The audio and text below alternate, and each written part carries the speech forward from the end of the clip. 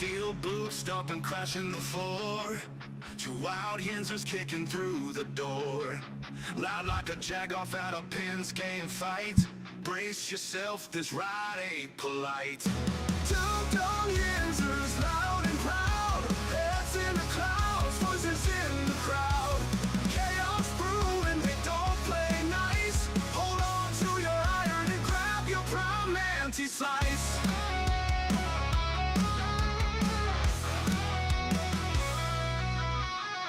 Tales from the burg with a hint of mayhem. Pierogi powered, nothing can constrain them.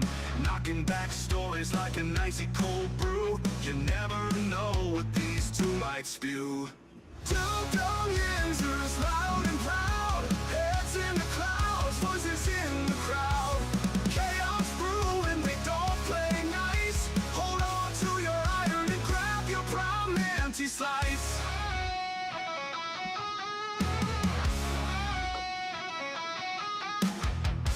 From the bug with a hint of mayhem. Pierogi powered, nothing can constrain them.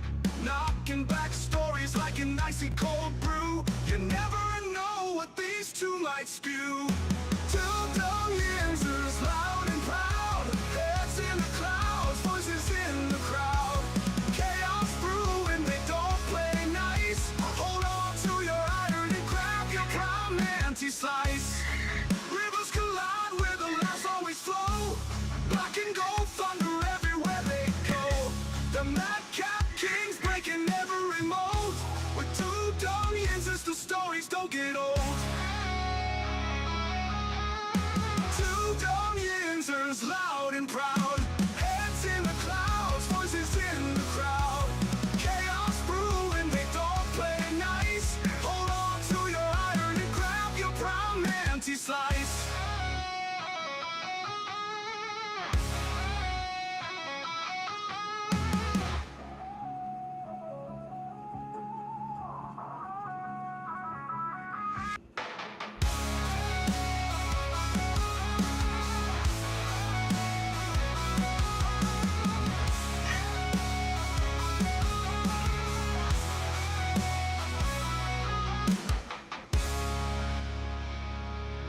Yeah, everybody. Welcome back. Welcome back to the show. This is episode 779 of the Two Dumb Yinzers. I want to say this morning to everybody, welcome back. Good morning, Michael. Morning, brother.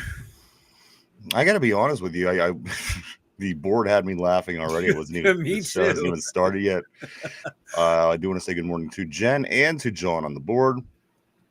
And John said, I couldn't see Mike, so I automatically hit the like button. And you know what? So do I. So did I.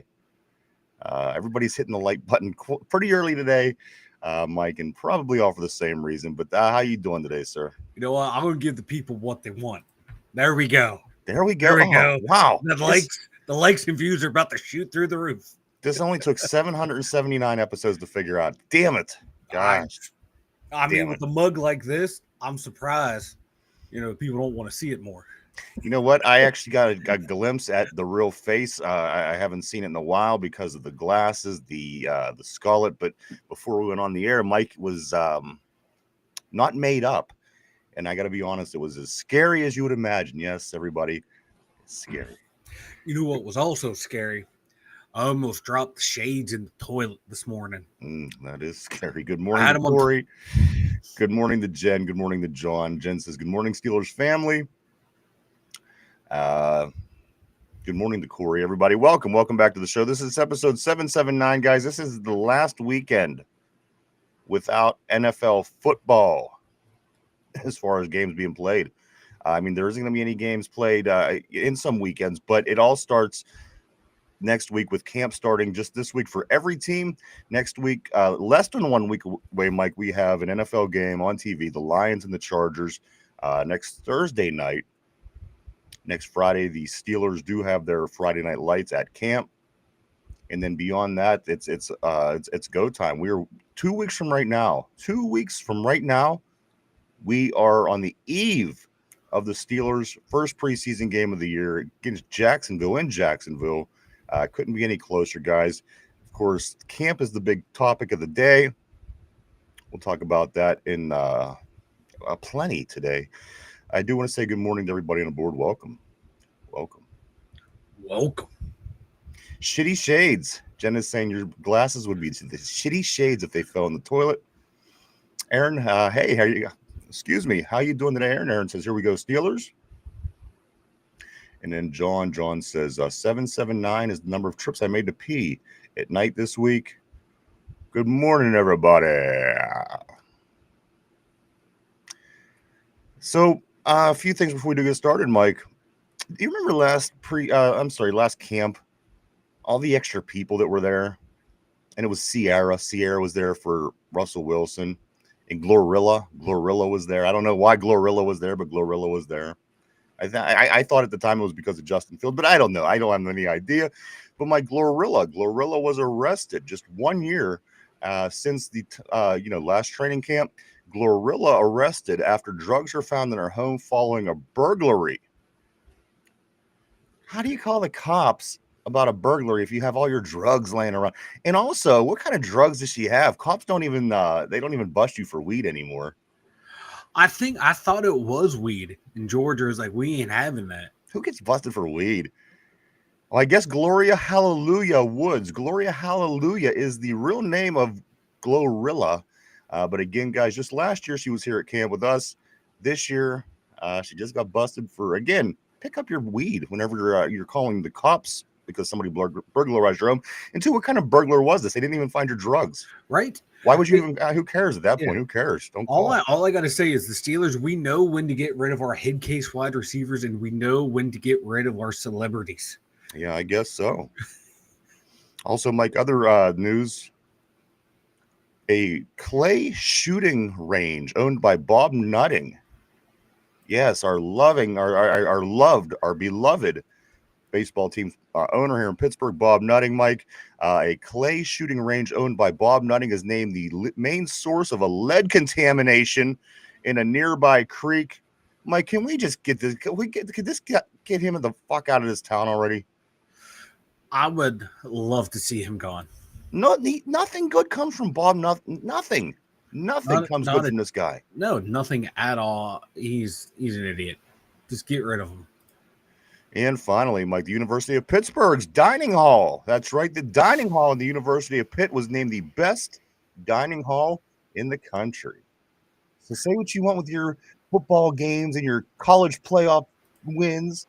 We got the best dining hall in the country. There you go. Take that, Mike. There you go. Well done. The only thing that may rival football for me is food. So that's big. Good morning, everybody on the board. Good morning to Jen. Good morning to Vegas, Corey, Aaron, John, everybody. Welcome back to the show. This is the Friday installment. Of course, training camp is underway. It's going to go the whole way through the weekend. Derpy on the scene next week. Got a lot of things coming up next week. It's going to be a lot of fun, guys. I do hope to see everybody back. But let's get this one started. Mike, Corey, how are you doing, sir? Corey says, how about GP getting hurt at practice yesterday? He went down with what looked like with a knee injury. I don't know how serious it was, but he was hurting pretty bad.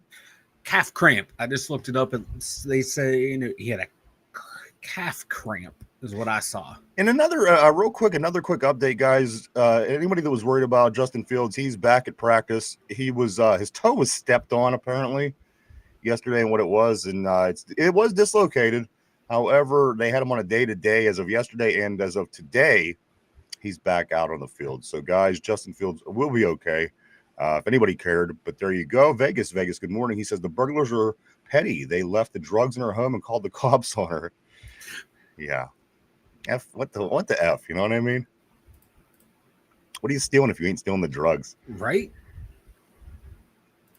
So there you go, guys. Let's get into it. A lot of things that went, a lot of storylines that came out of camp yesterday, Mike. Of course, it's very early on, day one of training camp yesterday. This team is in Latrobe. Latrobe is the birthplace of professional football. That's right, the birthplace of professional football. Our boys are back in town, and we got a lot of storylines to talk about.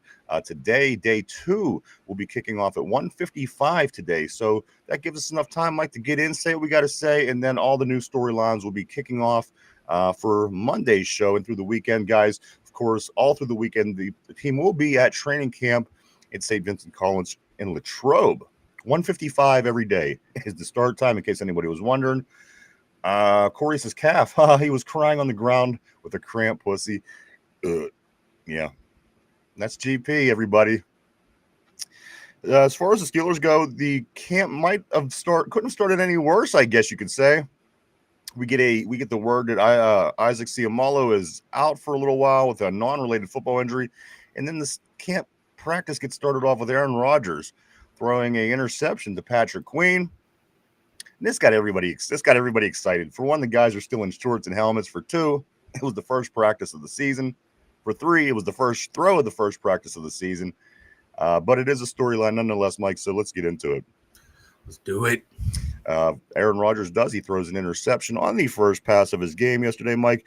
He makes, when he was asked about this after practice, he was asked about this interception. He says, I'm going to throw some picks, but I'm going to throw some touchdowns too. And quote, Mike, is Aaron Rodgers grown on anybody else yet?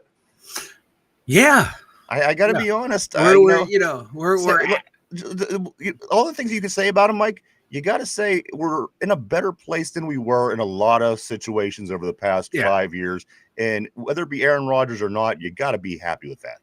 Yeah, I like that quote. It made me laugh. Well, yeah, and we're sitting here breaking down, like there's headlines all over the place. Disastrous first practice for the Steelers as Aaron Rodgers throws a pick. Are we really breaking down stats? Like, if Aaron Rodgers threw 7 touchdowns against the defense, the headlines would be the Steelers defense in shambles. I love this time of the year. But yeah, Aaron Rodgers, he's growing on me. Maybe because, I'm drinking already. But yeah, he's growing on me. Yeah, what else are you going to say about a training camp interception, Absolutely. And again, the guy, it couldn't be any more earlier. It was the first throw of the first practice of the come on. But again, Mike, if they don't have this to talk about, what are they going to talk about? All the whole entire couple weeks that they are going to be up in camp, guys. Again, they are kicked off in training camp, back at it today at 1:55, all throughout the weekend. If you're going down, it's very, very hot. I do know that. People were down there yesterday at 5 a.m. waiting to get in, and the gates don't open till noon, and people know this, but 5 a.m. people are already out with their lawn chairs and ready to get into the football camp. I couldn't do that. I could not. I like watching training camp from afar. I've never had any desire to go there, and I would not line up at 5 a.m. not being able to get in till noon and being out in the elements and exposed all day. That does not sound like fun at all to me. But that's why we're sending Derpy. That's exactly why we're sending Derpy. That's Jen is not. She's not fully on the Aaron Rodgers train. She says, I think LOL. She's in deep denial, brother. Nope. Question. Exclamation marks. ... She says, not me. I'm not. I can't. She says, I've seen plenty of Aaron, and being a Steeler fan, she says, but Mike, I got to be honest with you. I don't know. We got the photographic evidence that says otherwise. That her and Aaron Rodgers are BFFs. That's true. She forgets about the photos that we do have at Jen. But some other things, Mike, that Aaron Rodgers might have said early on that kind of caught some people's interest at day one of camp. Mike, let me start with this one. Aaron Rodgers said this might not be his final season. Yeah. Which kind of irritates me because a couple reasons. For one, how's it going to be his send-off Super Bowl winning season if it's not his last season? I mean, come on, you have to work with the football gods. That's the thing. Yeah, You can't just expect the football gods to do everything for you. You have to work with the football gods. And if you keep playing these kind of games, I don't know if we're going to get a Super Bowl. No, and you can't tempt fate like that. You can't change up the narrative in the story that's already out there, Aaron. Like, keep it consistent. See, I was almost on your side. Now this is what you want to do? You want to tease another season? See, I don't think I care for this. No. Yeah, the football gods are petty sometimes. They're very you gotta play petty. The game. You got to. You don't tempt fate, Aaron. Also, Aaron Rodgers did say this. It was an interesting comment. A dumb one. Nonetheless, interesting, guys. Aaron Rodgers says this yesterday. Steelers are one of 10 to 12 teams on paper that can win a Super Bowl. But I thought that was, I get it, whatever. But I thought, what a dumb thing to say. I mean, you're hanging it out there for people to call you dumb by just using the term on paper. That's going to be the joke because, again, people that don't think the Steelers are any good for 10-12 is a little bit excessive in my opinion. I think there's probably about 3 teams in this league that could win the Super Bowl right now. Was that a little bit of the heat getting to his head, Mike? No, I think that's just Aaron trying to be nice. Not to, like, you look at the roster. Steelers have a nice roster on paper, but can they get it done? And, he doesn't want to put them all the way up at the top of the cream of the crop. He put us in there with, half the fucking league able to win the Super Bowl. So, okay, I get it. I don't know. I definitely think that it could have been a lot smarter, a lot better said, a little bit more tactful. It was just kind of a loose comment when it was all said and done. Because I think with all the additions, I don't know if you can count this team out, but it all comes down to what they do on the field. So that obviously is where the paper comes in. Yes, I think, Mike, on paper, we do have a really nice team. And I do think on paper, if everything goes, again, you don't deal with the injuries all season long, we may just have good as chance as is he saying about 10 other teams. But again, at the end of the day, I think there's probably about 3, maybe 4 teams that could win a Super Bowl this season. I hope I'm wrong. Believe me, I hope I'm wrong. I hope it's our team holding the hoisting the Lombardi Trophy in February. But again, I just thought it was an interesting thing. Like Aaron Rodgers always has something, always has an opinion to put out there.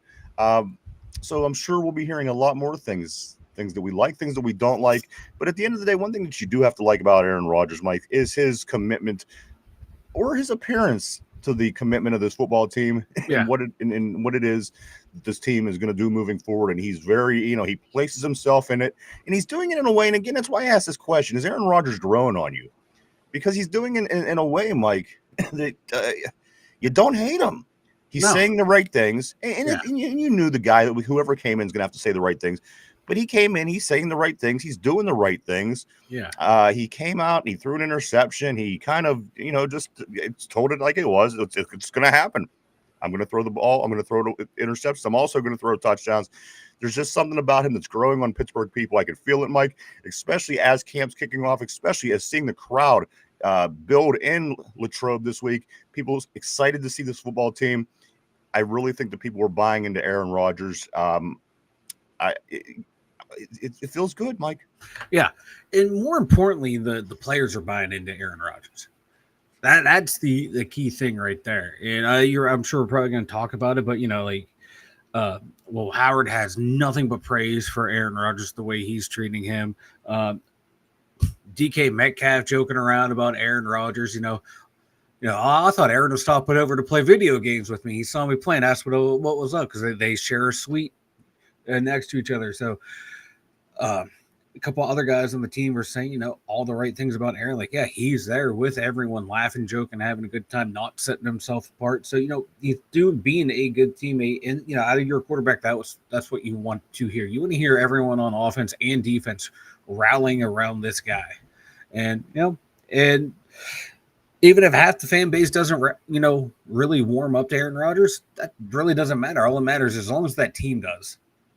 And, eventually those fans will come along, or, probably like me, to say we're warming to Aaron Rodgers. We're slowly warming to Aaron Rodgers. But, he's growing on me. But most importantly, he seems to have the full faith and trust of that locker room. And for me, that's the most important part right there. Mike, this is a guy this is from Ed Thompson. He's a guy that actually travels all around and does NFL camera work. He's a photographer. This is what he wrote about Aaron from yesterday at camp. This is interesting, I thought. He said, I watched Aaron Rodgers for years. I've never studied him until recently. So fair. That's I accept this. He says, the guy is ageless. He throws the ball sidearm, and you could hear the ball sail through the air as it's coming towards you. When the players warm up catching passes from the passing machine, you don't hear that noise. Aaron Rodgers' arm is legit. It's not dead or even washed like many of these brain surgeons are saying. This is going to be a very exciting and unique season. Get on board. Again, I follow his work all around the country. He's in every NFL stadium doing photography work, and he sees it all. Mike, and he at Steelers camp, being a Pittsburgh guy, he has that to say about Aaron Rodgers. And I got to be honest with you, Mike, I think this is generally how people were feeling. They're starting to warm up to him. They're starting to say, hey, you know what? This guy might be 42, but we might be able to get some stuff done this year. I'm watching some of the videos. You've seen the videos as I did from camp yesterday of him throwing the ball around. He looks like the same Aaron Rodgers. But again, Aaron Rodgers never looked like somebody from the rest of the pack. He always was just Aaron Rodgers, and I'm still getting that vibe. Nothing more, nothing less. Yes, he will be 42 during this football season, but for what it is, Mike, again, I would have to say we're in a better situation than we were at any point in the last 5 years. Yeah, definitely since Ben retired. I want to say even since before Ben blew out his elbow. That season right there when Ben came back, I think we're in a better quarterback position. But even like Aaron said, on paper we're looking better. But some of those throws in camp and the way he was moving, just some of the videos I saw, he looks better than he did during games last year. You can still see the arm is still there, but can everything translate back into live action? That's what I'm waiting for. Camp, a lot of people look great in camp, but how are you going to look once you get between the lines and it's live action? That's what I'm waiting for. But all the signs are pointing towards this could be a very productive season for him. Good morning to Richard as well on the board. Good morning, sir. Always great seeing Richard. Richard said first day looked positive on both sides of the ball yesterday. I couldn't agree more, Richard. And people say, well, it's day one. But on the other hand, guys, look at some of the other teams around the league right now. Guys dropping, of course, Texans. I'm sorry. Who were just talking about? Dallas. Dallas is already having issues with George Pickens.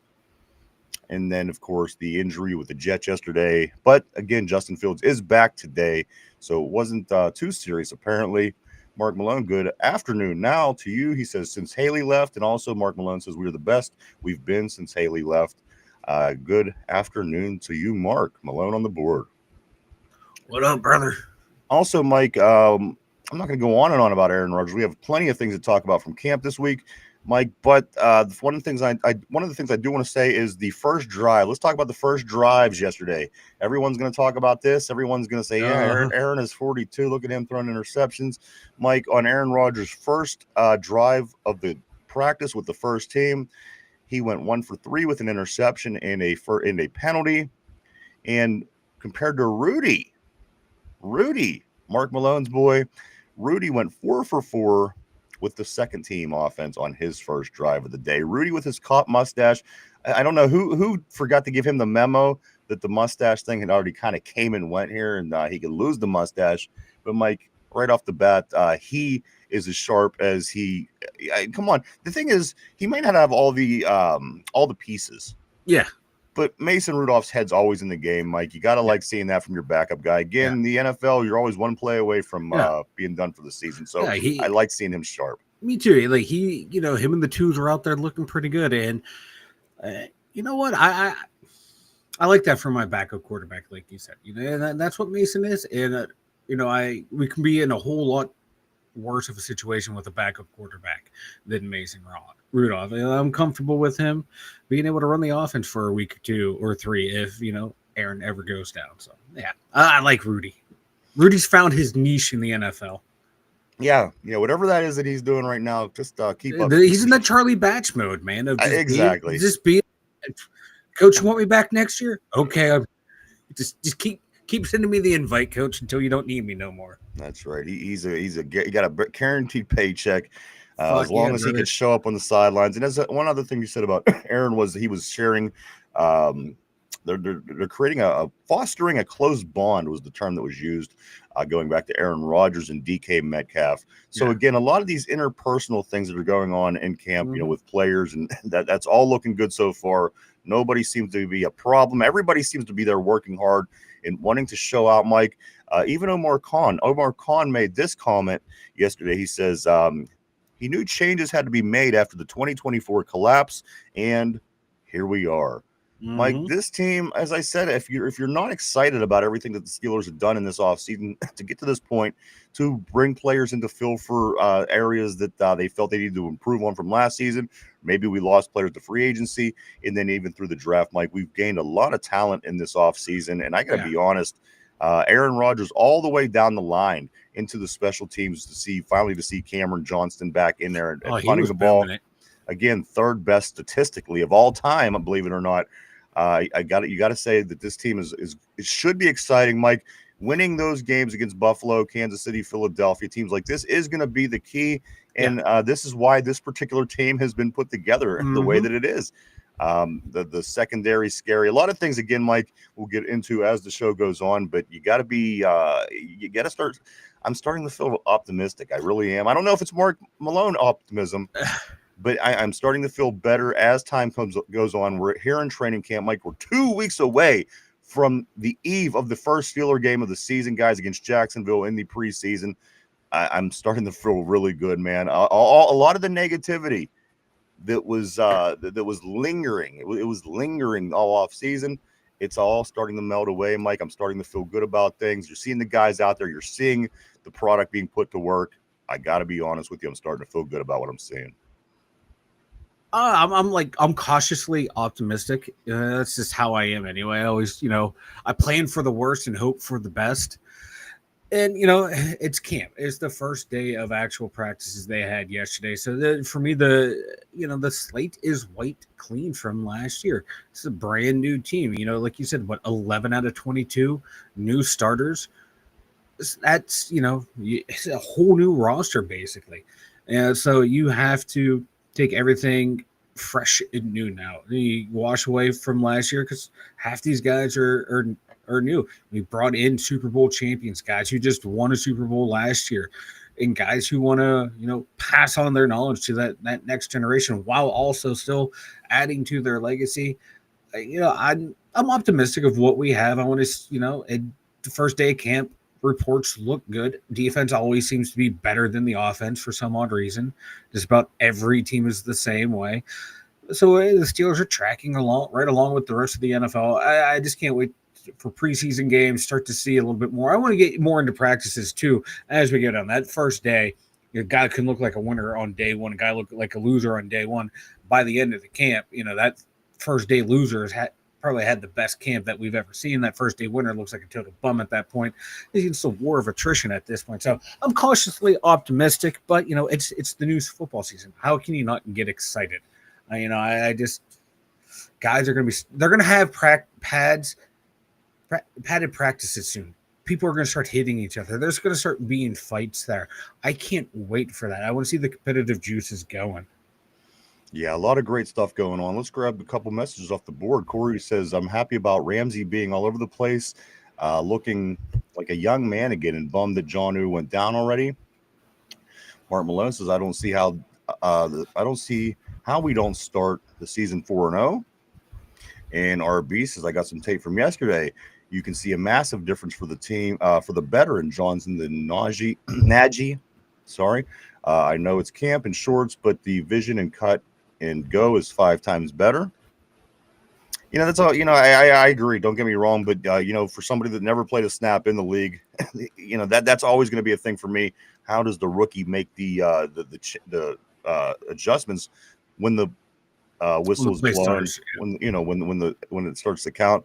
But as of right now, as of day one, I agree. I couldn't agree with you more. He's quick. He hits the hole fast, and he looks very determined. Like he wants to prove himself, Mike. And I think that's all just part of what's going on with this Pittsburgh Steelers team right now. They're trying to put it in everybody's mind that, guys, we have a good team. If this group of guys can go out there and put it all together and play their asses off, we could do something special. And that, I think, is the biggest thing going into camp, is these guys got to believe in themselves. Yeah. And believe that you could win those games that we've been losing over the past 5 years, find ways to win in the playoffs. And Mike, these guys, if they might just trick themselves into believing that they're a good football team, and we might make some noise this year in the league.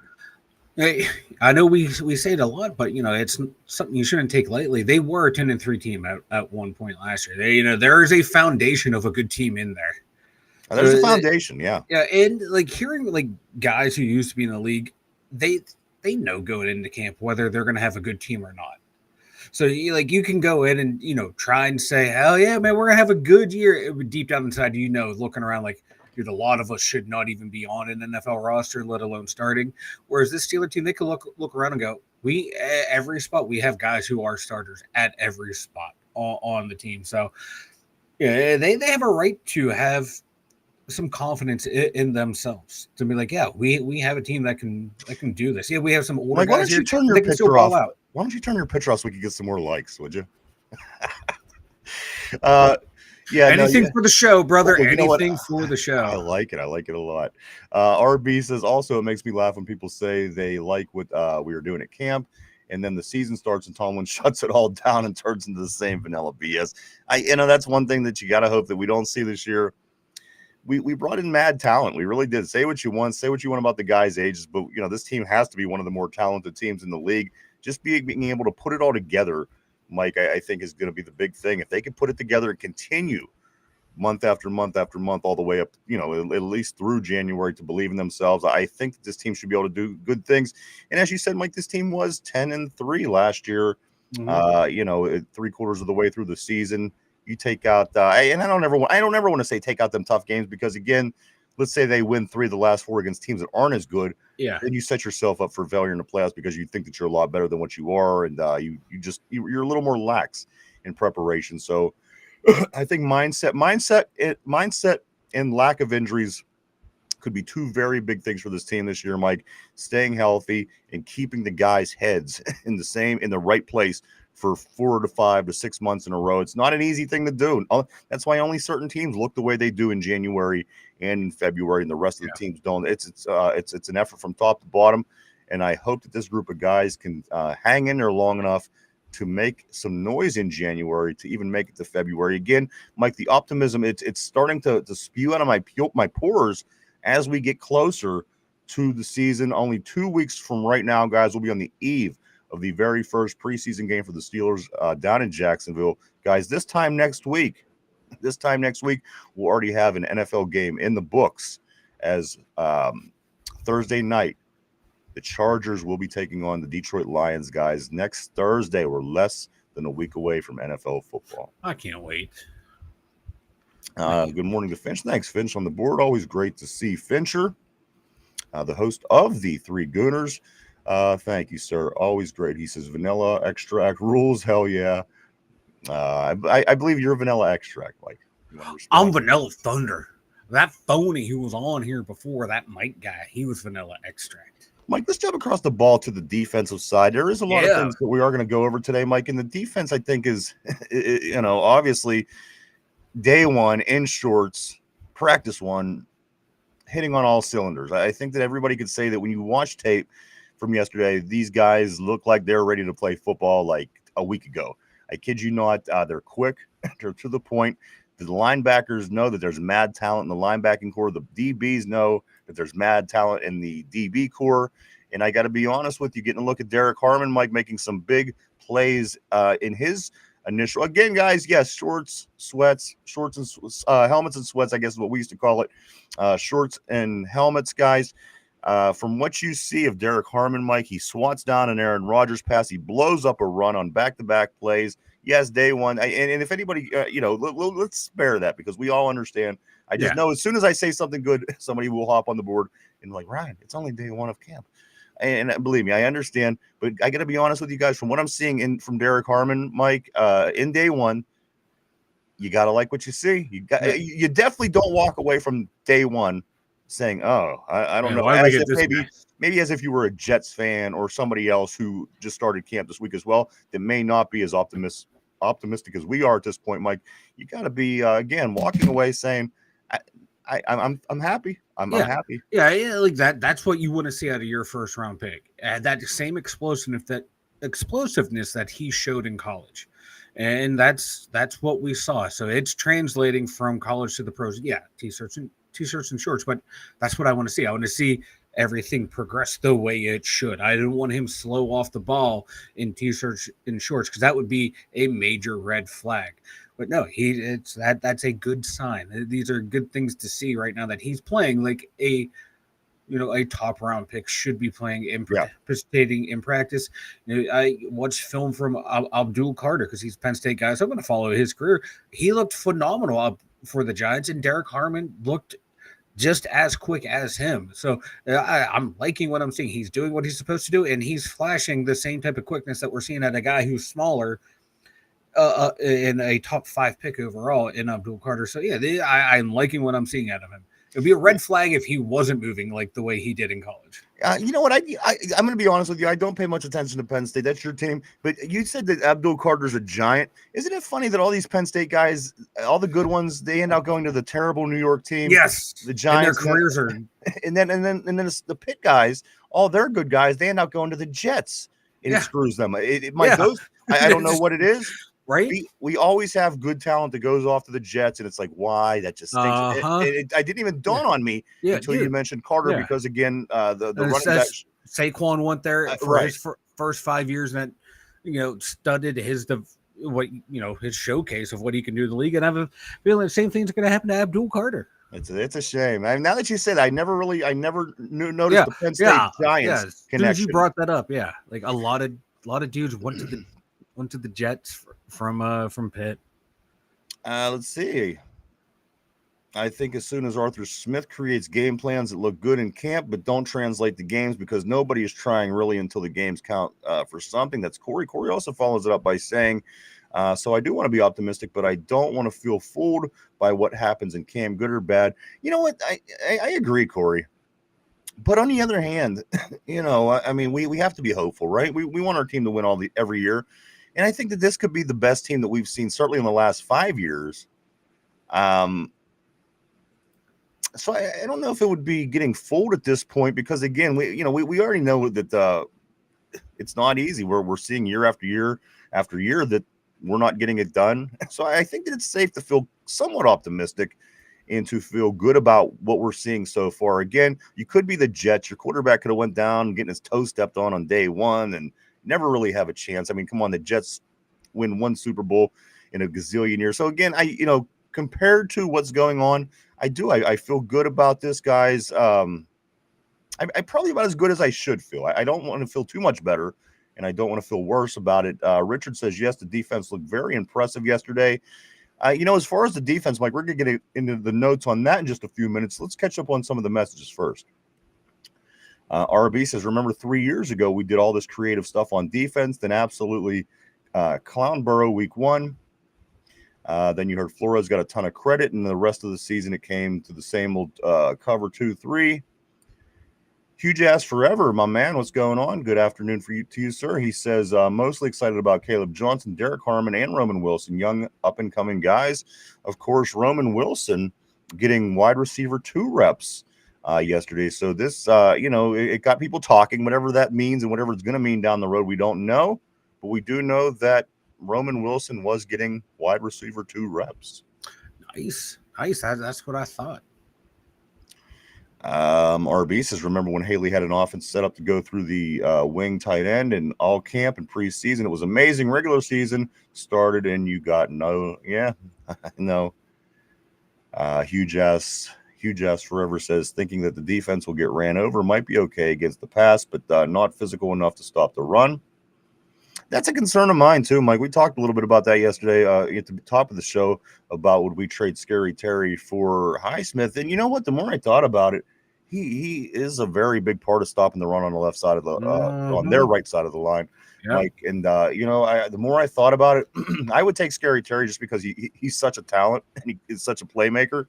But you're losing something if you let Highsmith. Oh yeah, and he's going up against the left tackles every week in, week out. That's historically and typically your best pass rusher. So he's going up against the best O lineman that the team has, and he's doing the yeoman work over there, eating blocks for everyone else to do their job. And he gets back there. He's disruptive. I like Highsmith. I think we thought we overpaid him when we paid him, but that contract, it's going down every year compared to everyone else. So it wasn't a bad contract in the long run. And he's gotten better every year. I like it. He's like Bud Dupree, Bud's last 2 years with him and TJ, they were lights out together. Highsmith's not going to bring that type, but he brings some other things to the table. He's more stout in the run game. And then every once in a while, he does have that killer spin move. And when he hits it, look out. He's killing quarterbacks. So if he can stay healthy this year, he's going to be a major piece of that defense. RB says, it's funny to me that it's been 4 OCs and 3 DCs and people still blame coordinators for the same vanilla game plans. Only one common denominator over that time. Shitty quarterbacks. And he does, well, I don't know. Yeah. I know. I'm because even having with our some Hall fun, of Fame brother. quarterback, it wasn't fantastic. I'm But having some fun, brother. again, we'll avoid that. RBs does say I heard Ben Skoranek was playing some wing fullback. Yeah, I believe that he was.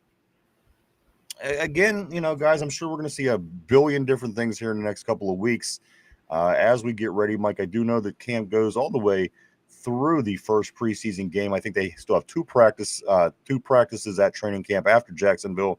But this time, guys, just 2 weeks from now, we're going to be getting ready. We'll be ready, Mike. We're going to be getting ready for the Steeler game the following day. This is just 2 weeks away from the eve of the first Steeler preseason game. Corey says the trade-off of losing Highsmith for Terry is that you would hope that with that kind of firepower, you can keep the offense out there, draining the opposing defense and keeping your guys fresh on D. I would sure like to take a shot at this. Everybody, the good teams are doing this, and we're not. So I would like to eventually start doing the things that the good teams are doing, making them successful, instead of trying to rebuild the things that we thought that were working. But again, I would love to have Terry McLaurin on this team, and I got to be honest. If you don't, that's kind of crazy. The guy I put it at a 0.4% chance of happening. I don't think it's going to happen, but no. I'm just saying I think it would be an amazing thing to have. If it would happen, oh my God, I'm ready to offer them just this year's first round. I'm ready to offer them your anal virginity for this. I will give almost anything. Brother, because I need some monetary, compensation if that's happening. And here's another thing: if you have a Terry McLaurin, the game plan changes. Again, that would give you firepower, and teams, in theory, shouldn't be running as much against you. If you're able to move the ball better and score more and do more things on offense, the opposing team shouldn't be running the ball. Yeah. They will run the ball in cases, but again, they would be put in a position to pass more, in my opinion. And again, that would be the big Mike. That would be the big part about not having Alex Highsmith in the lineup. Would of course be his run defense. Yeah, and like I see what Barley's saying. Replace him with Herbig, Sawyer, and I think Jeremiah Moon is the other outside linebacker that we have. But 3 guys replace one, doing a rotation over there. What if Sawyer doesn't live up to expectations? What if Herbig, he is just that blitzing guy out there? And Mike, let me ask you this: a year ago, would you have thought that losing Minkah Fitzpatrick would have been okay? I mean, like right now, we're kind of making it sound like. Yeah. Oh no, you can make it work. Hold on. We're kind of making it sound like Alex Highsmith is vital. If we don't have him, this is all over. We can't stop the run. No. But you got to think, just a month ago, we were thinking to ourselves, we got a good safety. If we didn't have him, we would be in big trouble. And again, you find ways, you move on. And that's all I'm saying with that Alex Highsmith type situation. Yeah, I get what you're saying. Yeah, but at what point will we lose something too much from the defense by replacing guys? But I get what you're saying. Is he a top guy on the defense? No, but is he an important guy? I think he's an important piece. Oh, he's definitely important. Everybody's important on the defense. Yeah. If one guy isn't important, but if you can get me Scary Terry, I'd do it. Let's roll, boys. Come on, add another 1,000 yards to our receiving core. Add probably another. But the only problem is that there's only one football, and that's a lot of weapons to try to get. It's a good problem. I would love this problem, Mike. It's a very good problem. As we go into season 2 seasons in a row without a wide receiver 2, I would love to have more weapons. Yeah, would be a great problem to have. Let's see. We're going to go right here. Do we do this? Do we do Corey's the trade-off? Trade-off losing Highsmith for we did that. Okay, we got that. So Vegas, if the Lions play well, the team will do well. Absolutely. That was kind of the whole building block, the whole foundation of this building this team the way that to where it is right now. I do want to say though, good afternoon, Vegas. Nice seeing you on the board as always. RB says Highsmith could be replaced with a combo of Herbig, Sawyer, Moon, and also Mike, and also DeMarvin Leal getting a lot of snaps at camp so far at outside linebacker. He's another one that has to step. Mike, I think that he's probably in jeopardy of losing his job. I think so too. I don't think he's going to make the team. Yeah. What a shame. I liked him early. Yeah, he flashed his rookie year. Then he got a big head, and he just hasn't been able to get back into it. But yeah, I don't think he makes the team at all. Ryan could rewind time. Just kidding, Mike. RB follows it up by saying edge defenders are a dime a dozen. I agree, man. That's what I'm saying. He's not vital. He's an important piece, as anybody would be at that spot on this team right now, Mike. But let's check out some more of what else is going on in the defense. A lot of people talking about Jalen Ramsey, his versatility. He's looking good out there. They're using him with a couple different looks. And also, Mike, one other thing. I'm going to jump off of Jalen real quick just to go to TJ. They, as of day one, are already showing different alignments for TJ Watt. TJ Watt comes out and says this is what blew my mind. And again, maybe I had wrong information, but TJ Watt, it said Steelers already showing different alignments for Watt. And it went on in the article saying because Watt has been getting on the Steelers about doing this. I was under the impression that Watt didn't want any more alignments than out on like he lines up all the time. I thought this was a Watt thing. But apparently, according to Watt, it's a Steeler thing. Well, they were doing it early last year. Then injuries happened. Highsmith went down for 5-6 games in a row. Then that was the whole thing, was allowing Herbig and Highsmith to play outside, moving Watt inside, outside to different spots. Then the injuries happened. It's like, okay, we lost a major piece of this rotation, so we're going to go back to the base. And then, then TJ got hurt once Highsmith got back. So it's like, okay, we're just going to keep it the same. Now, if everyone's healthy and can stay healthy, they're going to do a lot more mixing and matching of players where they line up. Because it worked early last year. I would have done it with the guy out, too. I just sometimes some of the decisions, but again, that we'll save that, Mike. We'll save any pessimism that there may be. But again, TJ Watt's getting lined up, and that's something that you hear a lot of people saying. Why does TJ only line up? You see Micah lining up on the inside. You see this guy lining up here. You see this person lining up there. Myles Garrett, if TJ would line up in different places, he might have the success that the blah, blah, blah, blah, blah, blah, blah. You hear the same things I do. But again, Mike, you got to like the looks. Whether Tomlin will carry it over into the regular season, Arthur Smith, whoever you want to, or I'm sorry, whoever the, your defensive coordinator, whoever makes these calls, whatever the case may be, Mike, I want to see Watt at different places beside only where you see him lining up every single play that you see TJ Watt out on that field. The thing is, though, he's really effective at lining up at that spot too. But he's easily game planned for. Why don't you put him there 94% of the time and stick him other places just to mix it up, to keep things interesting, keep the offensive line on their heels. I mean, it only makes sense to try to not have him in that same exact spot every. Yeah, he's effective, but again, can he be more effective by tweaking the plan around? Yeah, and can he and everyone else stay healthy? That's the key right there too. And when they do that, can they continue to make plays while they're doing the moving around too?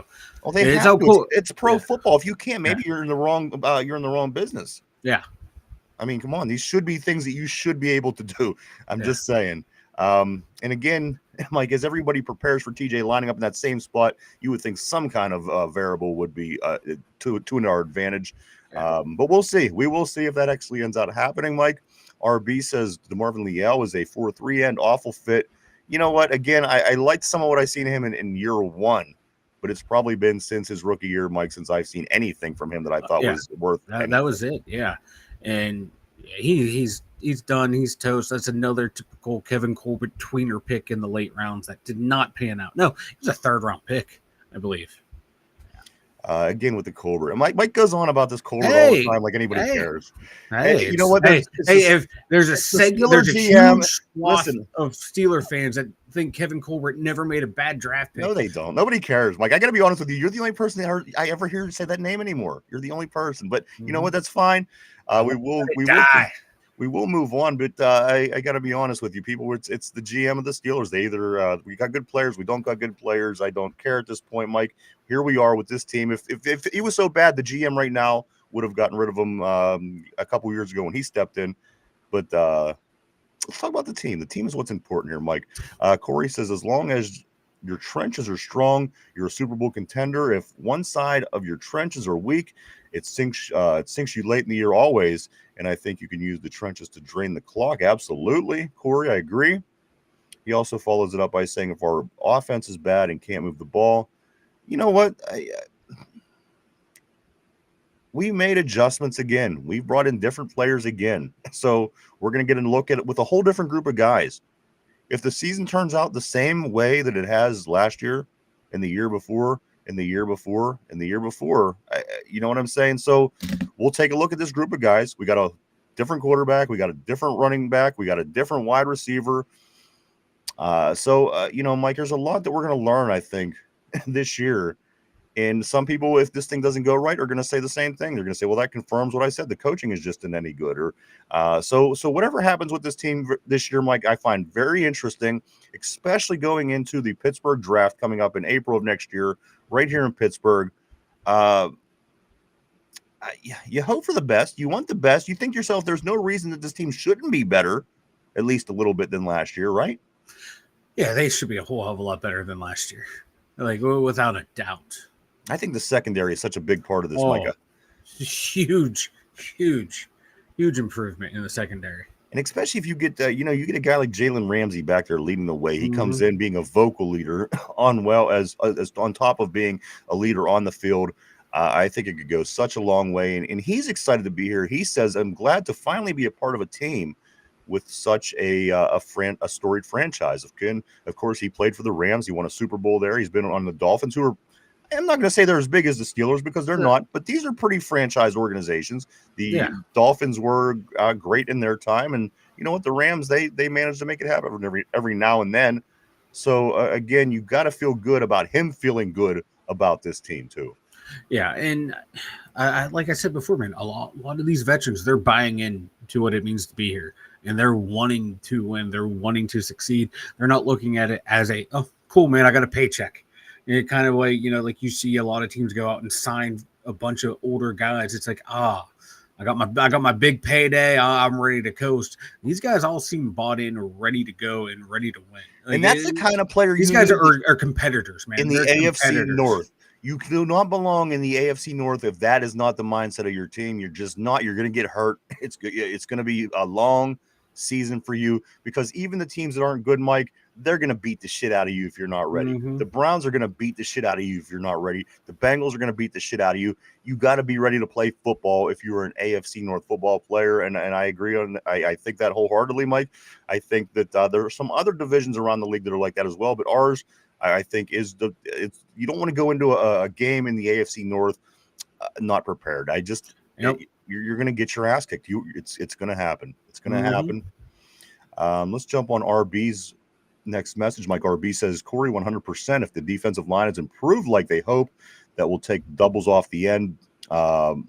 Blackett nose tackle should command double every time off size, frees up everyone's else. Does anybody have did you get any word on Black, Mike, on how he looked at camp yesterday? Nah, I didn't get any look on that. And I don't know how much they're going to run. The team, they're only in base like 20% of the time with the three guys out there. So look for a heavy rotation of Harmon and Hayward followed in with Wyatt Black and then Keanu Benton rotating in. So it's going to be interesting how they deploy them. But in base, I heavily consider putting Wyatt Black in over Keanu Benton. Keanu Benton's more of I'd rather see him back up like Derek Harmon instead of putting him over center. Scoring points isn't the real issue. Controlling the ball is the real issue. We have had, RB says, and he also follows it up by saying, same reason inside linebacker has sucked. When you run 285-pound nose tackle who's swim and ripping centers and expect 220 pounds to shed guards is insanity. Vegas says, I want 2 330-pound defensive linemen to clog up the middle and demand double teams like the Vikings had a few years ago. Do you see big guy, 450-pound dude from Kansas City? That dude they drafted? That's a big guy. Yeah. You remember, like we talked about him in college. Oh, the dude from the Florida guy. Yeah, the kid from 450 pounds. Yeah. He's already having issues. Weight. I thought he was losing weight. I thought he was trying to lose weight. He's not participating. I'm just throwing it out there. He's poor guy's gonna have a fucking heart attack out there. More than likely. Yeah. But to Vegas, I want to see a heavy dose when they go dime and nickel. Harmon and Hayward need to be out there in the middle, just eating up blockers. Yeah, they got to cause some. Listen, we're not getting to the quarterback a lot of the times too, Mike. So hopefully the help of Harmon is going to be able to shake some things up on the defensive line to let our linebackers get to where they need to be. 55 pressures last year or 44 pressures or some shit to lead the nation last year. If he can get a decent amount of that, let's go. Absolutely. You gotta be able to mix it up on the line. And we talk about how important the offensive line is. The defensive line is just as important. So they have to, Mike. They have to find ways to make ways on that line. They have to find ways to open up. Linebackers got to be able to get in the backfield. So again, Mike, I'm liking what they've done. There's a lot of things, a lot of pieces that were in play here, and I'm hoping that again the defensive line, Mike. We're hoping for a big encore season from Cam Hayward. Last year, I thought he outplayed himself from the last few years. Oh yeah. And again, pressures, if you're not getting the quarterback, you're still losing them games when you're getting a lot of pressures don't mean much. We have to be able to finish those plays. The guys on the defensive line know that. I keep hearing how much they're talking about how finishing the plays is going to be very important this season. So again, it's in their minds, Mike. They're working on it. Let's go to the next message. RB said, I said that about Ramsey. We haven't had a mouthpiece since Peasy, and you need a mouth as an athlete. Even sometimes the mouth people play harder or not to make the mouth look bad. I agree. We've needed a mouth on this defense for a few years now. Yep. And if Jalen's going to be him, Jalen's going to be him. And you know what? I hope that he is, Mike. Dude, yeah, and he's still showing that he can still play and back up whatever he says out there. I like it. RB, I agree with you generally, but again, it's an AFC North team, and the defense is really, really soft over there. But just generally, you get into a game against the AFC North, it's a different kind of game. It's different. I mean, if you're from a different division and you play the AFC North, even if it's the Bengals, it's a style. Whether they're good at it or not, Vegas says it would be great to have a nice rotation on a defensive line. We're going to have to, Mike, in my opinion. With a rookie and with a guy who's 36, you have to have rotation. Yeah, you need it. And I think we have the depth this year to pull it off. Watson, he's in Tampa. Yeah, he's the big fat fuck from Florida. He's my kindred spirit. I don't know who's for Kansas City. Kansas City got a 450-pound guy that isn't playing. I'd seen that this morning. I don't know who he is if you want to pull that up. Vegas said that big guy may end the tush push by himself if they dare run it when he is in the game. RFP centers. Let's see. What else do we got here, Mike? Jalen Ramsey's looking good. Here's something that I came across with the safety situation that we have. Why not put this player at safety and see how it spins? Corey Trice Jr., who could easily be a ball-hawking safety. You take the responsibilities of being a cornerback off of him. Let him play some center field. He's long. He's rangy. You've seen the guy has hands. I mean, in little amounts that we see, I think he had an interception in the end zone, if I'm not mistaken. Why not take a look at Corey Trice? It's an intriguing thought. Like you said, it is. Ooh, I like it. I like as a free safety, let him play center field. Yes. With his injury concerns, let's keep him away from people for the most part. Let him try and be a ball hawking safety. I like it, but I do know they like him as that that backup outside corner because he's tall, lanky, rangy, and then that's what they want out there. But why not try him at safety? I'm intrigued by it. It's interesting. It wasn't my idea. I read it somewhere. Somebody else came up with this, and they said, "What about trying this?" And when I seen it, I thought, "Wow, you know what? Why not at this point again? Because the injuries. Let's keep him away from the cornerback position. Let's keep him away from play safety, play center field, ball hawk a little bit. He's long, he's rangy, and again, I don't know, just interesting, Mike. Very interesting. He has coverage ability. Jamar Chase, ate his lunch, but he was in Jamar Chase's hip pocket a lot last Mike, game. It's Jamar Chase versus Corey Trice. Come on, right? Like he makes even the Pro Bowl corners look bad. So yeah, I wouldn't be opposed to it. Barley's saying Peyton Wilson play some safety. No, I don't know if I don't know if we're going to see it, but I mean, it's an interesting thought as well. Also, RB is saying move Cam to nose tackle. See, that would be one that I would think would be more realistic. Uh-huh. He's size. Go Casey Hampton. Yeah, when you go base, put him in the middle, line Harmon up wherever you're going to line TJ Watt up. So you have, another big body right next to TJ that teams have to worry about to free up TJ some more. That could work. Let Cam just eat up bodies in the middle.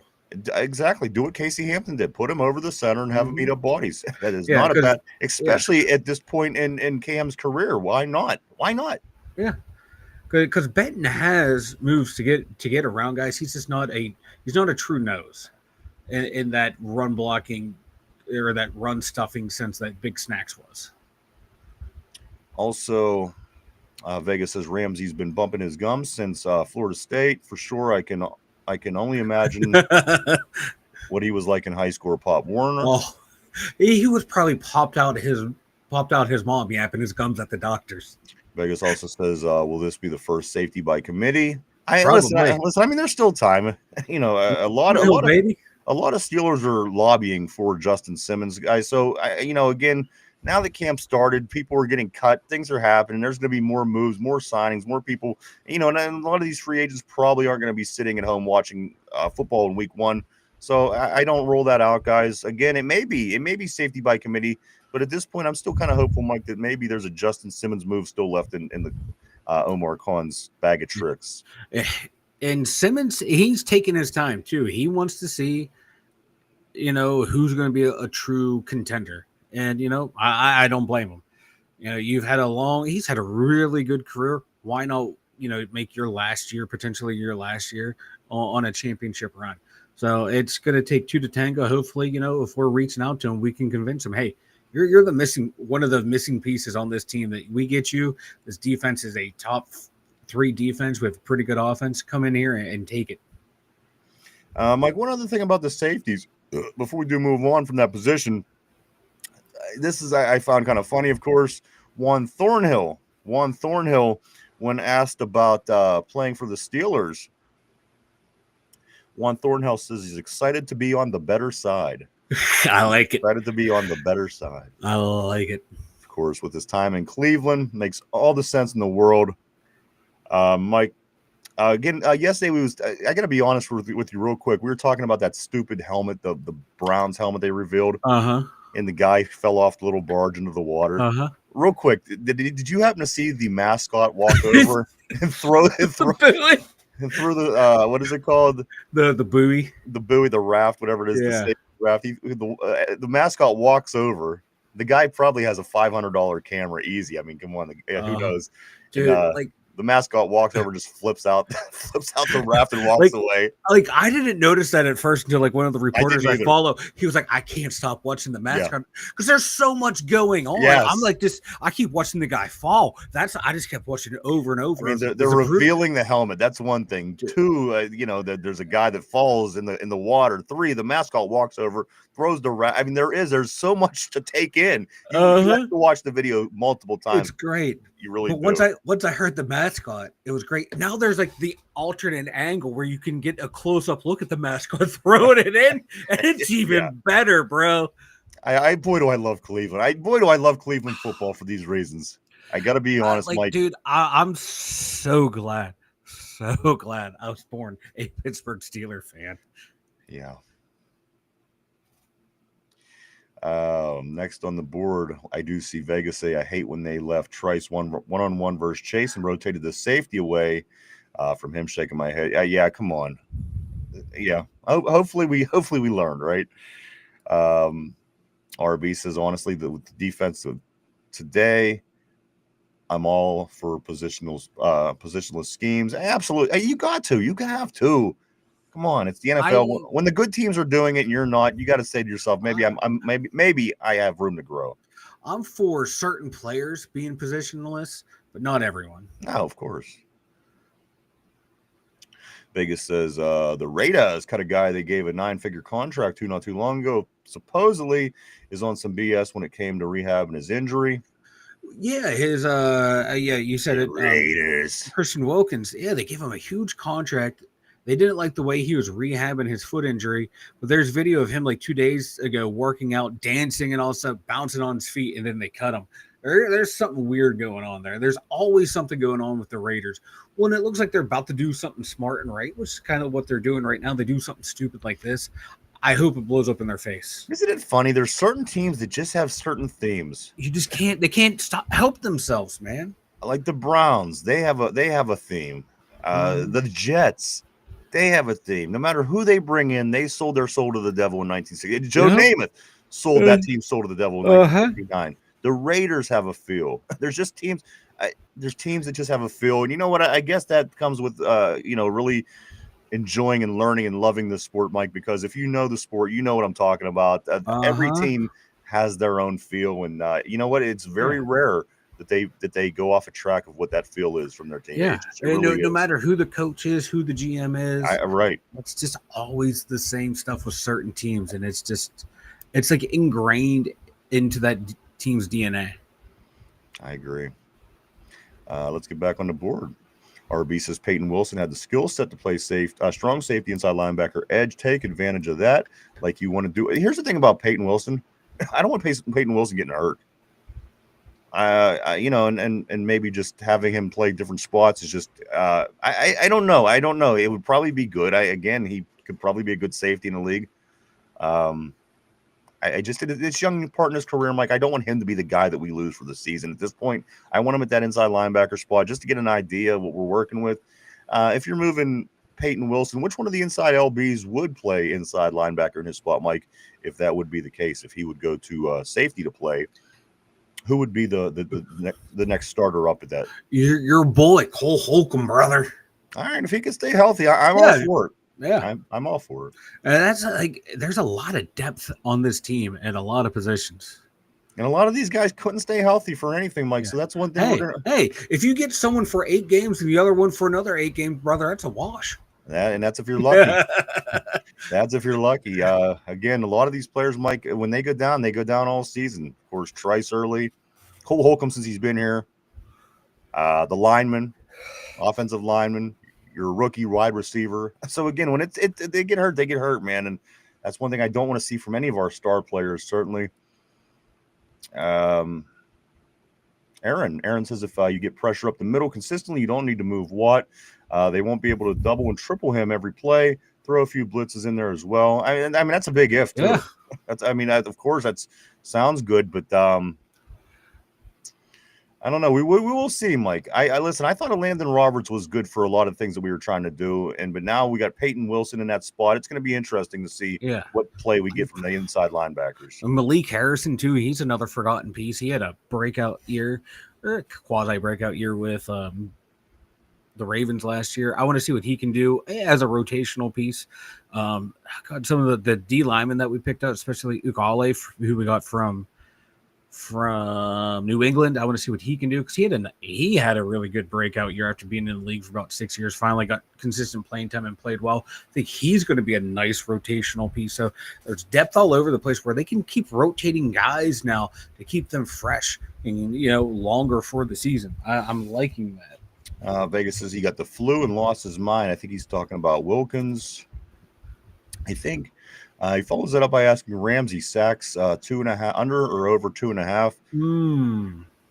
I'm going to say under. If they blitz him the way they used to blitz Mike Hilton out the slot, Ramsey can get there. I mean, it depends. He's crazy enough to want to go back there and do it and even take on running back. I'm going to agree. I'm going to disagree. I'm going to say less. I'm going to go less on this, Mike. I'm going to go over. I'm going to say he's going to have 3 sacks. All right. You think that we're going to be smart enough to game plan him the right way and he's going to get 3 sacks? Okay. Yeah. All right. We'll have to see it to believe it, but I'm going to take your word.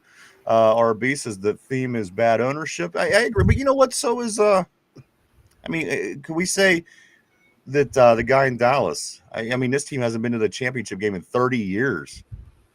We could say that he's not a good owner. It's bad ownership. But you know what? When the teams were good in Dallas, he's one of the best owners. But so for the most part, I agree with that. I agree with that, RB. But I think some teams are an exception, like the Steelers.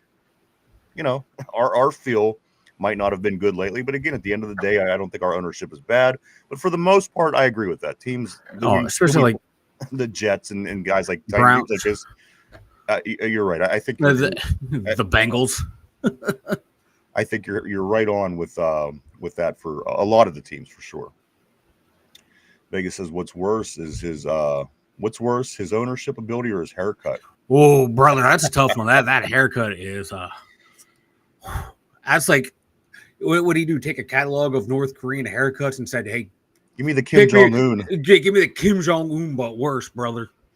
Corey says the fact that the Browns are still trying to draft a quarterback in my 25 years as a fan is obvious to me that they should just stop trying and just take cast-offs and move forward.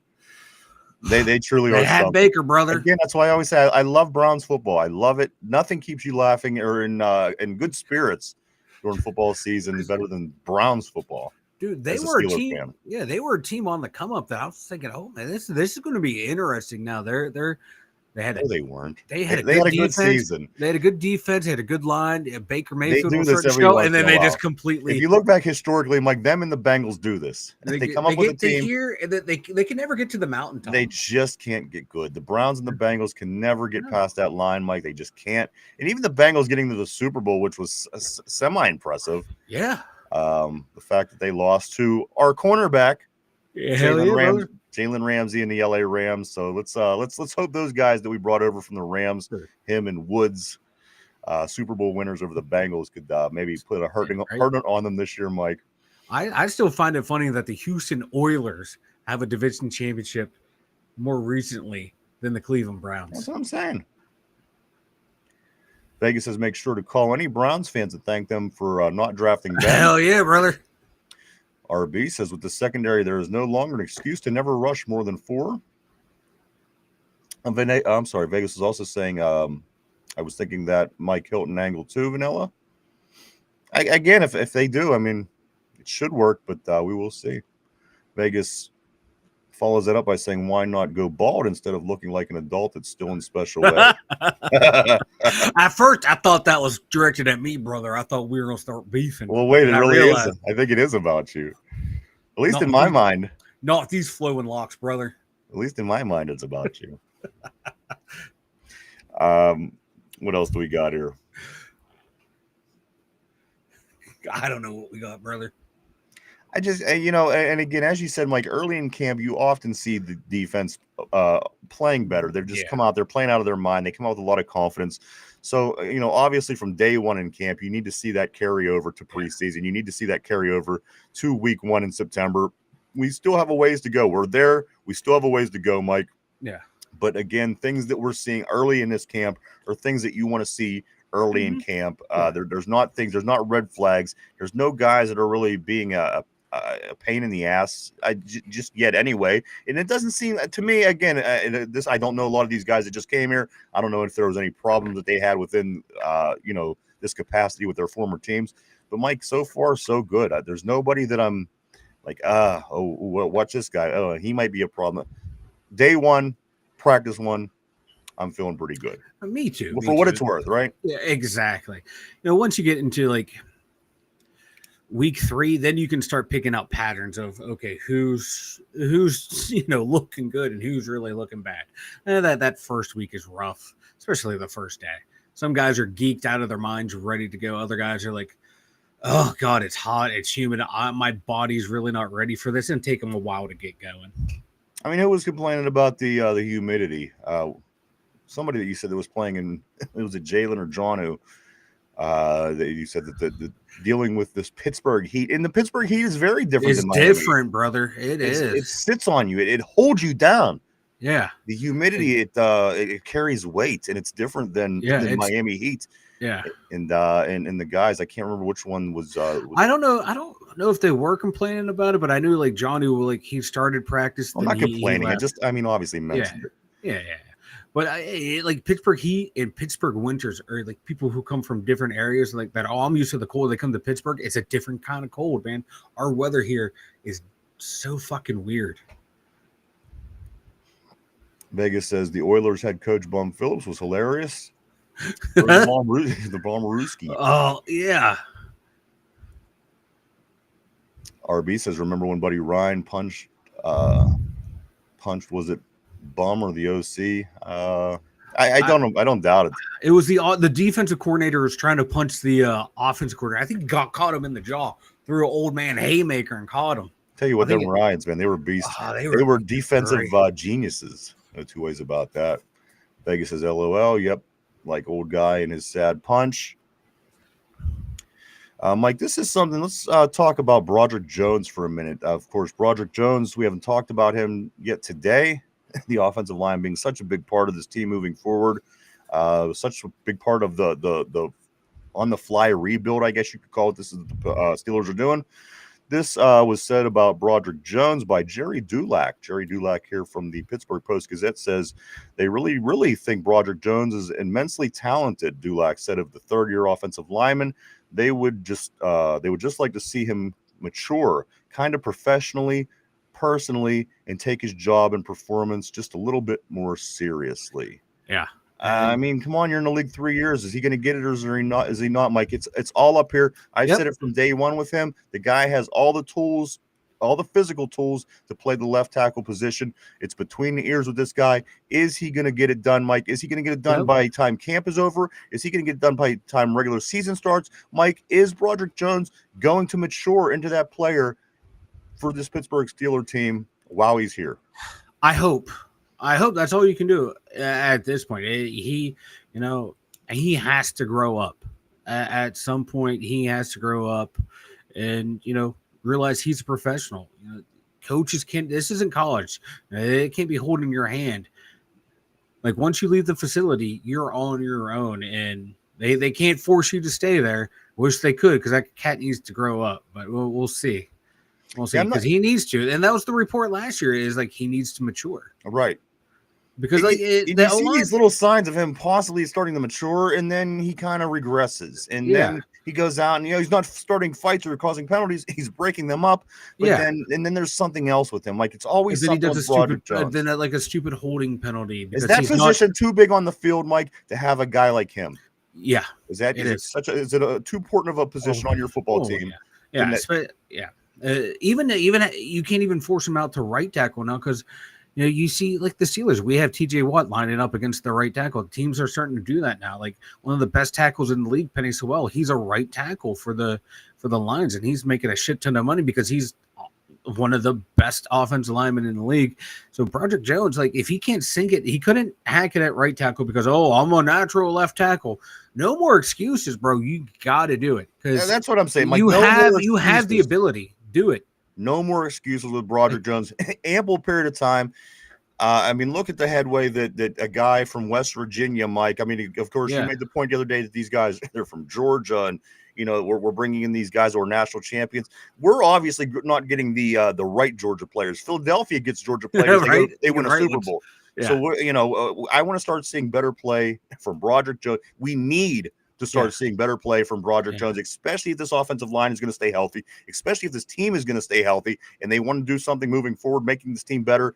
He has to mature, Mike, as a player, as a person. Again, all the physical attributes are there. He's got to get it here. If not, what's his deal? Is he just it's just the person that he is? He's able to learn. What's his deal? I see this all the time when, through my years of being a manager and training people, you have people who have the ability to do the job and have the want to do the job.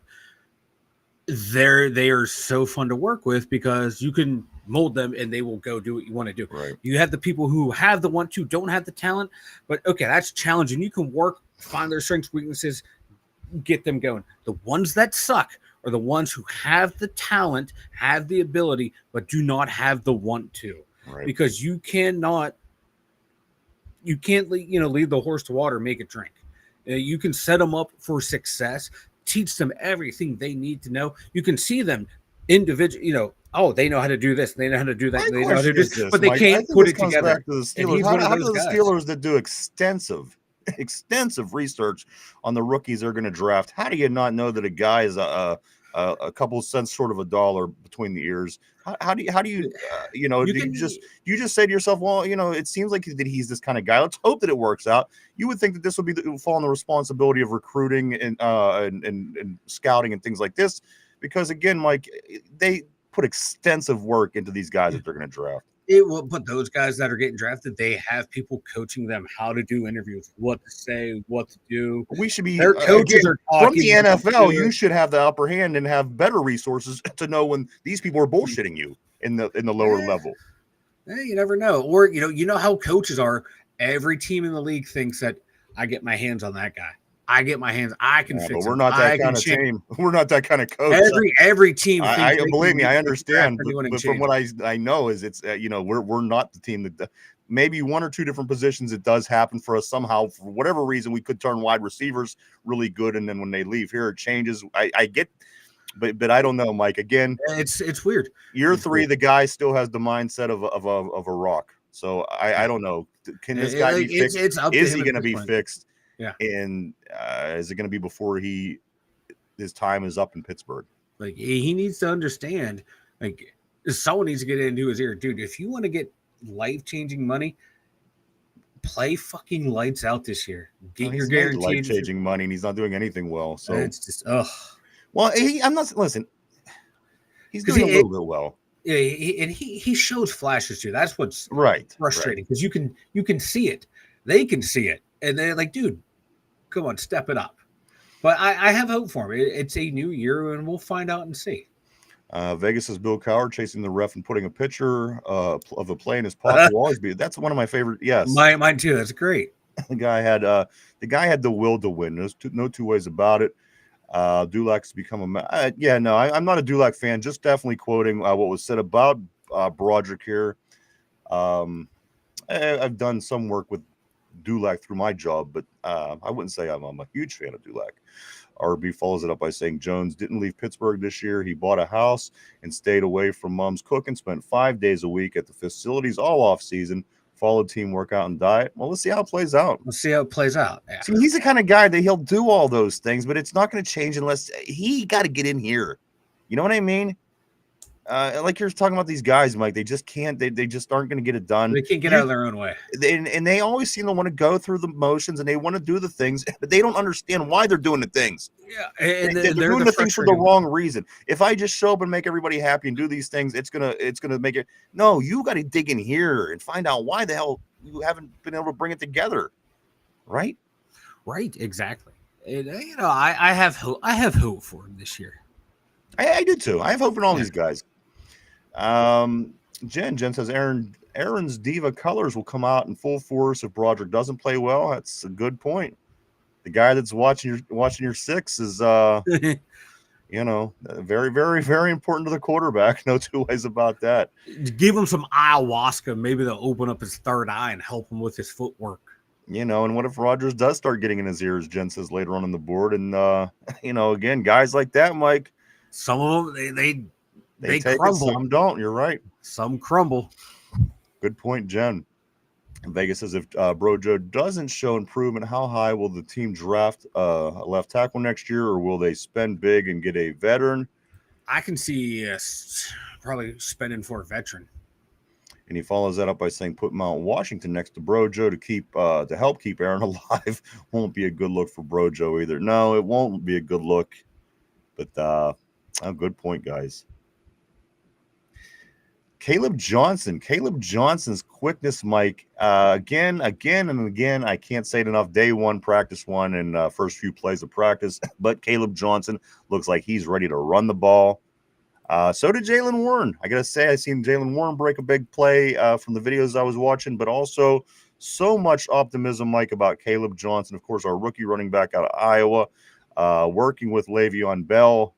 Mike, this is another guy on my list of people I cannot wait to see in just a little over 2 weeks from now when the Steelers take the field against Jacksonville. Mike, Caleb Johnson. Yeah, he looked good. He had some quickness in there. Had quickness hitting the hole. I know people were worried because he had that bad 40 time at the combine. There's 40 time and then there's playing speed. This kid has playing speed and he was hitting those holes quick. And that's what I wanted to see. Day one, how are you going to hit the holes? He's checking off the boxes early, so hopefully he can keep it going because you get Warren, that's a nice little dynamic duo there, and I think he can be a steal of the draft if he can play the way we hope he can play. Mike, any other rookies that you've heard just about, again, from day one that's really catching the eyes? Again, Caleb Johnson obviously being big dog number one. People just go on and on and on about Caleb and how he looks out there and about how it looks like the running back room should be very improved from last year. Of course, taking Najee out, who a lot of people weren't happy with the speed, add in a Caleb Johnson, add in a Kenneth Gainwell from the Super Bowl winning Eagles as, third back. Maybe who knows what they're going to do with Gainwell. But Mike, a lot of optimism in this backfield right now. Respond to that and respond to, is there any other rookies right now? I think that you might want to bring up Will Howard as some positive things were said about some of these young guys as of yesterday. Yeah, Will Howard apparently, from what I've read, looked good. He had nice things being said about him from Aaron Rodgers. He looked good.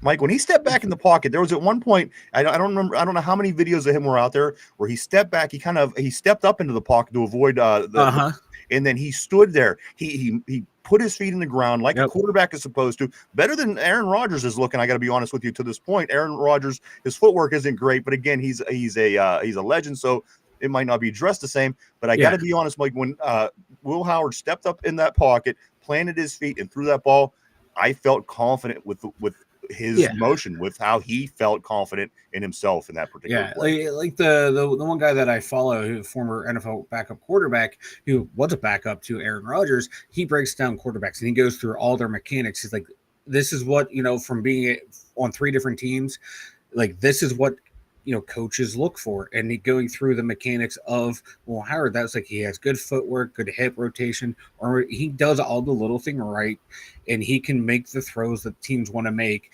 And you can see, he's going to be a work in progress to get up to NFL speed, but he looked good. Caleb Johnson looked good. Derek Harmon looked good. Those were like the main rookies that everyone was talking about. And that's all I saw too, unless anyone on the board has something that slipped through the cracks with me, but those were the 3 that really stood out rookie wise. And those are the 3 that you want to hear good things about rookie wise, because I guarantee these guys are going to be, with the exception of Howard, these guys are going to be getting a lot of play time. They're going to be playing quite often, with Caleb in the backfield sharing time with Jalen, and then also across the ball with Derek on the defensive line, Mike. So again, it's very, very, very good to hear those good things about them. And day one, of course, we know that. But then also with your possibly quarterback of the future, Mike, we're going to learn a lot about this gentleman next month here in August. We're going to learn a lot about possibly the future quarterback of the Steelers. This is going to go a lot into the draft also, Mike, coming here in April of this upcoming year. It's huge. Absolutely. I mean, go ahead. I would say, because if he shows in camp and preseason that he has the traits that he can be your guy. Yeah. Do you roll the dice, pass on a quarterback in the first round, get a wide receiver or cornerback, or you never know if Broderick fails, get a tackle in the first round there, or a safety in the first round. Second round, get another player, and then in the third round, draft a quarterback to compete with Will Howard there. And remember that we have a gazillion multiple. Yeah, we have so like his development, not just for the long term future, but for next year too, and possibly this year. Because what if Rodgers goes down? What if Mason goes down? Will Howard might have to step up and play. So his development in camp is going to be huge. It's going to the ripple effects could be felt for years down the line. Absolutely. It could be based on a 6th-round draft pick, but a lot of people have how a 6th-round draft pick plays in August. Yeah, it could have. What I mean? Could have ripple effects that could affect this franchise for years down the line. So it's my God, it's just crazy how one guy can affect. But if he does all the right things in camp, shows all the traits you want to see, goes out and has a good preseason. Yeah, I know Kenny Pickett wowed us. Kenny Pickett turned me into a believer for about a week after his preseason. I mean, how can you not with how he played really well? Because he showed the traits that. Yeah. So I'm going to temper my expectations with Will Howard, but I want to see checking those boxes develop as you go, and then we deal with the draft when we get there. But yeah, I want to see his development this year. It would be huge. I want to see what Wyatt Black can do. Dante Kent, he's a forgotten guy too down there. Micah Parsons had heaps of praise on Dante Kent the other day when he was being interviewed by some Pittsburgh media, saying this cat could be a steal of the draft. So I want to see what he can do. I want to see what what is it, Castro can do, the undrafted rookie free agent from Iowa, the safety. I want to see what he can do. So there's still more guys to go. Once we get into camp, I want to see more and more of these guys step up. Mike, I'm going to go over a couple of things around the league. Let me just finish up with this. The Packers did release their throwback uniforms for that Packers-Steeler game in Week 8, where the Steelers will be wearing their 1933 uniforms. Like the Packers, I seen these before, and I don't remember if it was Green Bay that did it, but their throwbacks where they had the leather helmet, like it's the regular helmet, but it's designed like a leather helmet. I really like that a lot. As a matter of fact, I think both teams should have the leather-looking helmet just because that's what they all wore back then. Yeah. I do like our yellow, don't get me wrong. And as a matter of fact, when you see our yellow all together, it's a sharp uniform. You just have to forget that it's all yellow and remember that we're the Steelers. And, if you do that, it makes more sense. It settles better. But when you see bright yellow right off the bat, a lot of people are like, oh, what is that? Yeah. But you look at our whole uniform, like this whole alternate uniform that we're going to be wearing this season. I like it. Looks sharp. The Packers also, it's like they got the blue shirt and the we've seen this uniform with these guys before. I've seen them on a couple occasions, so that's going to be exciting, Mike. Let's get into some of this scoop from some of these other teams around the league right now. The Buffalo Bills, they're going to be pulling out the red helmets late in the season, Mike. I like the red helmets. So I grew up with the red helmets. I think it's a better look. The Buffalo Bills will be wearing their red helmets. I think not all the time, but at certain points down the road in the season. Yeah, I like it. I didn't realize how much I missed the red helmet. I'm not a big nostalgia guy when it comes to uniforms and stuff, but it just made me feel right. It made me feel like a complete football fan. Like, yeah, that's what they should look like. Because when I was a kid, it was the red, and when you looked back at O.J. Simpson's days, that was when they had the white helmets, and I used to say, I like the red anyway, and then they changed. But who cares what's going on in Buffalo, Mike? The Houston Texans, they signed former Pittsburgh Steeler and former Baltimore Raven just recently, actually, as of, I think, early this morning or late last night, they signed Arthur Millette. He is a Houston Texan. Also, in our division, here is some things being said in our division.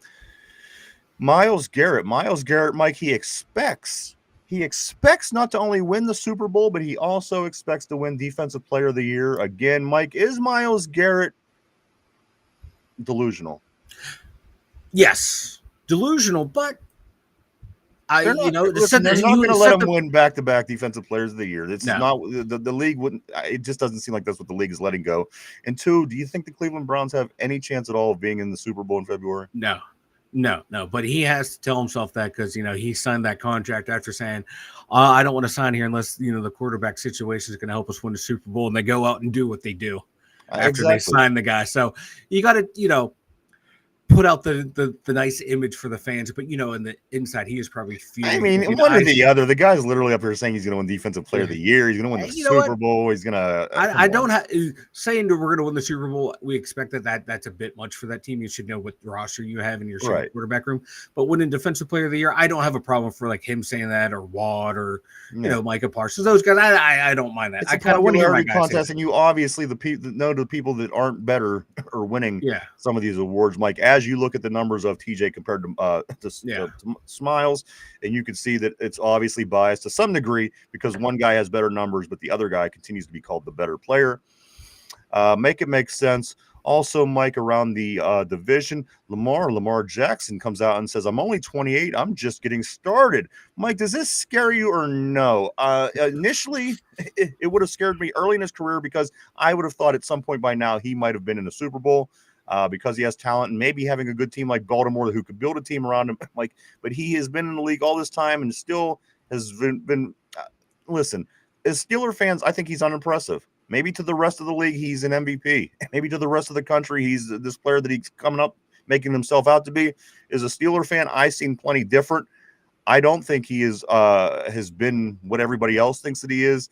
And obviously the rings prove that. But, Mike, he is saying, I'm only 28. I'm just getting started. Does this scare you being in Lamar Jackson's division, or does it not? As I see him develop as a passer and get better at it. It kind of does, but that's what's scary about it. Like, he can pass as well as anybody. If you take away them legs, he's a good quarterback in the NFL. He becomes too one-dimensional. Yes, his legs are what. Yes, yeah, but I see it. He's becoming a really good accurate passer, but that legs, like Josh Allen, that's what separates those two from a lot of guys. Because Josh Allen's not that accurate of a passer, especially early in his career. He had to develop that too. So once those guys start to lose their legs, then but see, the thing is, like with Lamar, he's beaten us twice, I think, in his career, so he really doesn't scare me. There's nothing about him that scares me. And he finds a way to choke in the playoffs, and he knows that too. He even addressed that, I think, in the same interview, saying, I got to stop turning the ball over. But I think he's one of those guys that's going to be his downfall, is once he gets into the postseason, that's when all the mistakes happen, because he threw 4 interceptions in the regular season and then just shit the bed last year. It's easy. Listen, and we know this is Steeler fans. I mean, generally up until the last couple of seasons, it's easy for good teams to beat bad teams for the most part. Things happen any given Sunday, blah, blah, blah, blah, blah, blah, blah. But the Steelers have won more games than anybody in the come on. The fact of the matter is, if you have a good team, you're going to win a lot of football games. You're going to win a lot of football games. And they are a good football team. They have a good organization and a good franchise. They built their franchise and their organization to mirror ours, to compete with us in our division. So by him saying that he's been very successful, you know what? So was a player here that probably didn't deserve the credit over time. I'm not buying into it because, again, until I see anything that proves that he could do anything in the playoffs, he's not better than any. He's no better than come on, right? That's where the separation has to happen. You're going to win a lot of regular season games. That's again, if you're awesome. a good franchise, it's going to happen. You're going to win a lot of regular season games, and they are. They've never not been a good franchise. But he can't get out of the second round of the playoffs. Right now, he's like Alex Ovechkin before they won the cup, winning all these regular season awards, but not being able to get over the hump, not being able to get out of the second round of the playoffs. And that's where Lamar Jackson is right now. Great regular season player, but can't get over the hump. Like Dan Marino, great regular season player, couldn't get it done in the playoffs. Dan Fouts, great regular season player, couldn't get over the hump in the playoffs. Certain guys are like that. And I agree with what Jen's saying. A sun shines on a dog's ass every once in a while, like the old saying from White Men Can't Jump. I remember that line from that movie in particular. But Mike, I'm not more scared of him now at 28 than I was of him early. I think his legs are what makes him dangerous. If he turns into a passing quarterback because he's getting older and he doesn't want to get hit, he doesn't want to get injured, I'm not afraid of that guy at all. Let him. He becomes a good passer in the league. We could certainly. The one thing that makes him a freak, and different than everybody else, is the fact that he could take it off at any given point and gain big gains. That's why I'm scared of Lamar Jackson. Yep. If we've roughed it so far and we made it to him being 28, I like our chances, Mike. Yep. I'm not saying he's not going to beat us. I'm not saying that he's not going to beat us up at times. It's going to happen. It's football. But again, I'm not more afraid of him at 28 than I was earlier on in his career. I was more afraid of him earlier because those legs were fresher, and you didn't game plan him in the pass game, kind of like Tebow. You didn't, you kind of laxed off in the secondary, and that's how he would beat you, and that's how Lamar would beat you with those throws early in his career.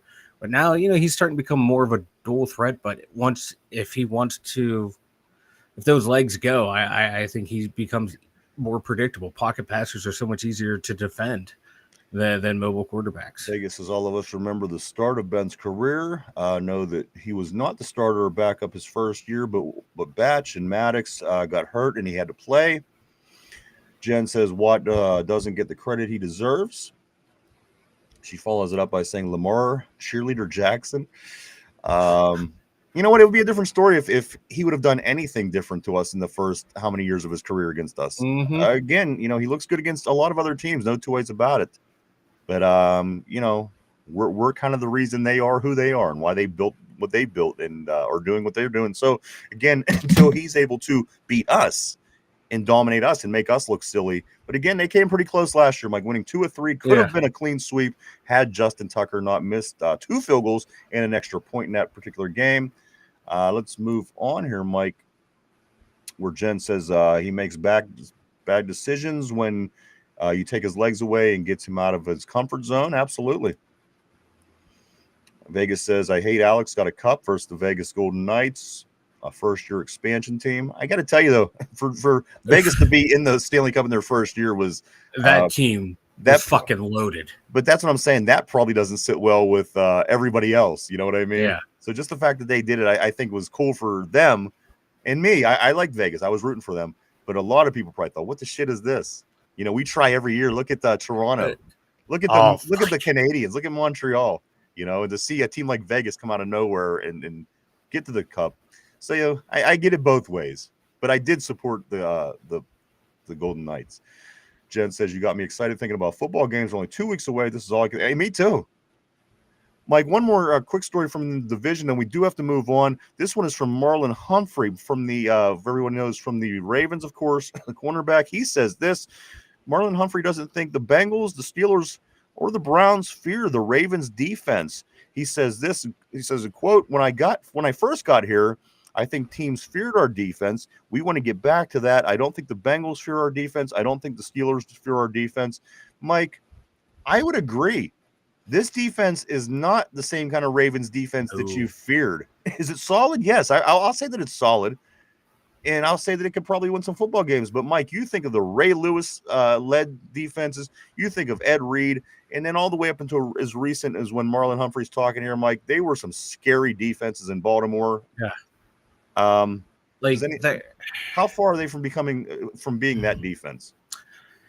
They're not that far away, but they're far away, if you know what I mean. Because they got some really good guys on this team. Like I like Marlon Humphreys back there. Like Kyle Hamilton, their safety might be the best safety in the leagues. Then they got Malachi Starks from Georgia this year. I think he's going to be a really good young safety. They got some good linebackers, but no one that's like crazy like Bart Scott was and Ray Lewis was. I like Montabuke on their D line. Who was the real ugly guy? I can't. Suggs. Boy, Suggs. He was their Joey Porter. Yeah. So I'm looking at their defense like now. I like their defense, but they don't scare you as in like I'm afraid to go against them. They scare you of their talent scares you, but their aura. I hate using that term because I never use it, but their mystique, their presence. Like you knew when you were going up against Ray Lewis, Ed Reed, Haloti Ngata, Bart Scott, like this was going to be a physical bruising game. And these guys, you just know it's going to be a tough game. They don't have that mystique. That's the word I'm looking for. They don't have that mystique. I could agree. They can get there. They can get there because they have a damn good defense. A lot of good players. To be honest, Mike, even when they were the scary defense, being a Steeler fan, I wasn't scared. I'm never scared of anybody. But you always felt like you could win, especially against the Ravens, because those games went either way. It didn't matter who, Well, the defense didn't scare the Steelers and their fans. We respected them, but around the league, teams feared that those old Ravens defense. Let me get on the board here. A couple interesting texts or messages I do want to say. Excuse me. Vegas says the GM used the system better than anyone else, ever. Yeah, the way that draft lottery was set up, he did that thing perfectly. Jen says my granddaughter Charlie visiting. Grandma's sweatshirt says "Too dumb Yinzers." It's real. You guys are real. Charlie girl says so. Shout out. Hi, Charlie girl. Hi. Hi, Charlie. We do give a shout out to Charlie girl as well. Vegas says Vegas selecting Fleury made it way easier to like them. I absolutely did too. That was the only reason I liked that team was because Flower. Absolutely. Right. If it hadn't been Flower that was picked as their, I don't know if I would have followed them the same way. However, eventually I liked Ryan Reeves. I liked, players kept going there from here, and it was fun to follow them, especially because we weren't getting it done after a certain point. So Vegas become a fun thing for us here in Pittsburgh more than anything, I think. Vegas says aura and diabolical are the words of the summer. People who have never used those words before use them every other comment. Really? Oh, brother. Everything's about aura, brother. Really? Oh, this guy has all the aura. He can't play for shit, but look at him in his uniform. He got the aura. And that's all I hear is like the aura. Oh, the aura from this guy. Oh, the Steelers' new uniforms have no aura. I don't give a fuck about aura. Interesting. Corey says, we've always had the scarier defense, so the Ravens didn't bother me. I always knew it would come down to one or two big plays, but I loved those games. I did too. And you know what? You hated to lose them, but when you lost them, you didn't feel as terrible because you knew it was in that particular game, and it was going to be, that game had to be won by somebody. The game had to be lost by somebody. Sometime you knew it was you, sometime you knew it was them, and you just didn't hate it. When you lose to the Browns, you hate that feeling. When you lose to the Bengals, because these guys are such slubs all the time, these teams. When you lost to the Ravens, you knew it was going to hurt you in the divisions, in the standings, but at the end of the day, you took it because that was a team that you respected. And for Steeler fans to say that, Mike, I think that's kind of a big thing because, again, the Steelers are kind of a thing in the NFL. I don't know if you noticed or not. Yeah, they're a little bit of a thing. And those Ravens games, like you said, when the Ravens win, they really didn't gloat it in your face the way like the Bengals would. Like in the Super Bowl, the Ravens they were like, yeah, like we won the game. They get it. Like we out physical them, but they played us hard too. It was a hard, tough game. They get it. Like, yeah, like the Bengals don't get it. The Bengals were sitting there, shining their shoes with they never will. No, right. Yeah. Because the Ravens know next time we play, it could be our asses getting kicked. Yeah, absolutely. And then we were lucky to get out of this one with the win, and we acknowledged that, and they acknowledged it. Mm-hmm. Of course. Oh, yeah, of course. Charlie is the new #1 fan here on the show. We go and say welcome to Charlie, our new #1 fan of the Two Dumb Yinzers. Or heck yeah. Nice, Mike. I know, man. She says, I am 8 years old, and I love the Steelers. They are the best. Well, we would agree with you 100%, Charlie, and we like your style, and we can't wait to see them play. Also, Mike, a couple other things here before we do start getting ready to wrap things up for the weekend. The UFL, Mike, are taking away 4 teams from their cities and moving them to 4 more cities. Listen to these teams. The UFL, of course, the Spring League. Mike, Birmingham is leaving. Michigan is no more. Houston, and Memphis. 4 pretty notable names, Mike, in this UFL league. The UFL plans on relocating them to Boise, Columbus, Ohio, Florida, and Kentucky. The USFL conference is being abandoned. It's just going to be the UFL. There's not going to be the USFL conference. They're taking that out. They're taking these 4 teams. They're moving. Now, it's because of the financials, of course. These 4 teams weren't getting the support. But, Mike, the Birmingham Stallions, with the exception of this past year, they've been in every single championship. And I think they've won every championship up to this season. So this is what's going to be weird about the UFL. You're trying to get people to again, consistency is always a thing in this world. It stands for something. And for the fact that they're taking half of their teams out, some very successful teams on this list, Mike, moving them to cities. I think I heard Orlando, Florida was the Florida one, Columbus, of course, somewhere in Kentucky, and Boise. I don't know if this is going to be good for the league. Again, they know what's going on with the numbers. They know what money they're making. They know their attendance. But again, Mike, if I'm tuning in next year because I gave the UFL a chance last year and half of the league is different, I don't know how that is going to fare well for that league. It's going to be interesting. There's a bold strategy, Con. Let's see how it plays out. But that's these spring leagues, man. They got to be consistent. I want them to succeed so bad. Me too, man. More football, the better.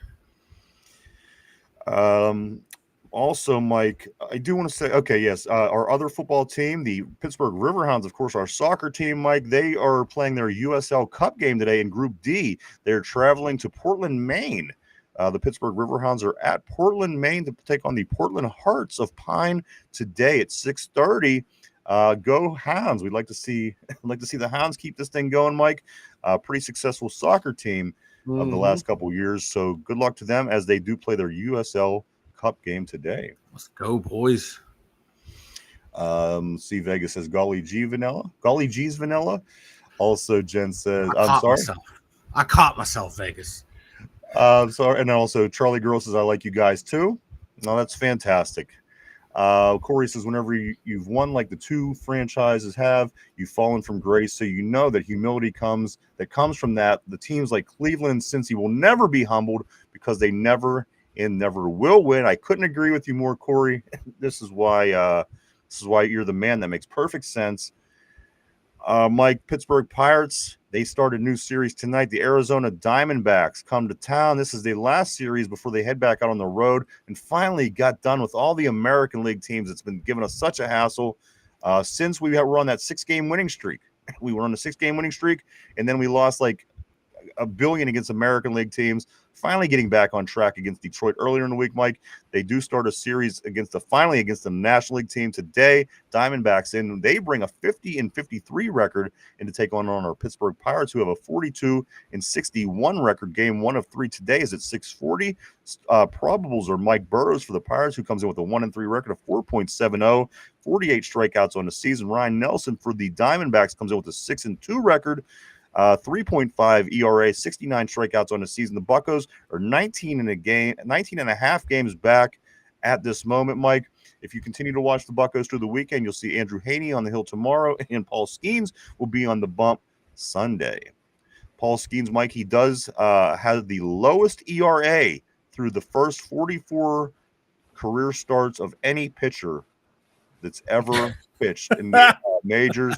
So to say that they are figuring this guy out is a downright lie. Mike, a 1.94 ERA, the lowest ERA by any pitcher in their first 44 games ever. That's insane. The dude is one of one. He can go down as the greatest pitcher of all time. Absolutely. Vegas on the board said consistency is key. You know what you're getting into. You know what you're getting at McDonald's every single time, regardless of where you get it. I agree. I love the McDonald's. And if you worked in any fast food places, they shoved it down your throat and they told you how McDonald's is so consistent. But you know what? After you live life and you learn a little bit, you say, damn, they know what they're talking about. McDonald's is very consistent. Go to McDonald's in Los Angeles, then go to McDonald's in Russia. You're getting the same exact burger, and that's what it's all about. I agree. Believe me, I worked at Wendy's and they put it in our faces. Don't give they let you know. They let you know how consistent McDonald's is. Why are them patties square? Go ahead, Mike. Why? We don't cut corners, brother. Vegas says 5-8, 1.9. Absolutely. That's the most insane part about this. And that just shows you it's the team that stinks. Because with a 1.91 ERA, come on, a 5-8 record is absolutely insane. And believe me, that's all because of their bats. Dude, yeah. I think like when he had like in his career with like run support of 3 or greater, he only has like 1 loss. Yeah. Or undefeated. It's insane. Where's the beef? That's right. You remember that, Vegas. Mike, why don't you? I had a comment, but I realized we got a impressionable audience member here. Yes. Watch yourself. Mike, why don't you go and tell everybody, plus the impressionable member, a little bit about the website. The 2 Dumb Yinzers. Go over there and check it out. We have all of our social media links over there. We've got the links to the merch store where you can get your comfy t-shirt and sweatshirt. And we got the Dumb Thoughts. We'll be having one up this weekend, so check it out at the2dumbyinzers.com, brothers. All right, guys, this is the question of the day. Put your thinking caps on. Mike, put yours on. Here we go. Trivia question of the day. Of course, the 2 Hall of Fame great quarterbacks the Pittsburgh Steelers had over their time, Terry Bradshaw and Ben Roethlisberger. Mike, can you tell me, and anybody on the board, anybody home, can you tell me which one of these 2 gentlemen threw more interceptions in their career? Listen to the second part. It's only a 1 interception difference. Who has thrown more interceptions between Bradshaw and Ben in their careers in Pittsburgh? And the numbers are 211 to 210. It's a 1 interception difference. Which one of these football players have thrown more interceptions as a Steeler? Take a minute to think that over, guys. We're live 5 days a week right here, Monday through Friday, 11 a.m. to 12 p.m. Eastern Standard Time, every day right here on YouTube. Question of the day. Our 2 great quarterbacks, our 2 Super Bowl winning quarterbacks, the only 2 quarterbacks that brought 6 Super Bowl championships home here to the Berg, Terry Bradshaw and Ben Roethlisberger. They both threw some interceptions when they were here. Which one threw more? And the hint is it was only 1 more. 211 to 210 was the count. Which one of these gentlemen threw more interceptions. Any thought process, Mike, on the board? I got some different answers. Kenneth, what's up? Kenneth, always great seeing Kenneth on the board. Kenneth saying Terry, and Richard, my man Richard is saying Ben. Mike, we're split there. Again, this is 50-50-ish. Come on. Who do you think? Who do you think as you click away? I was reading the comments. Why listen, no more reading comments when we're doing trivia. Why do you always read comments and click when we're doing trivia? There's no comments. Listen, I'm going to tell you one thing. There's no more comments to read, so I don't know what the hell you're reading. But it's because Terry Bradshaw had 211 and 211, so I'm going with Terry. Terry Bradshaw, you're saying he went 211 and 211 on the board again. Kenneth is saying, Kenneth changed his mind. He's saying, Ben. Brothers, now you got me second guessing myself, but I'm going with my gut. I'm going with Bradshaw. All right. So, Mike, is this your final answer? Yeah. All right. I'm locking Mike into place. Mike, you were locked in. Final answer, you're saying Terry Bradshaw threw the extra interception. Ben Roethlisberger, Terry Bradshaw, the two great Steelers, lots of Super Bowls. One interception separates. Ben was Steeler a lot longer.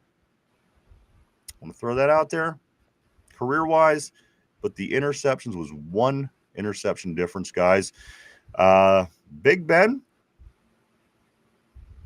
211.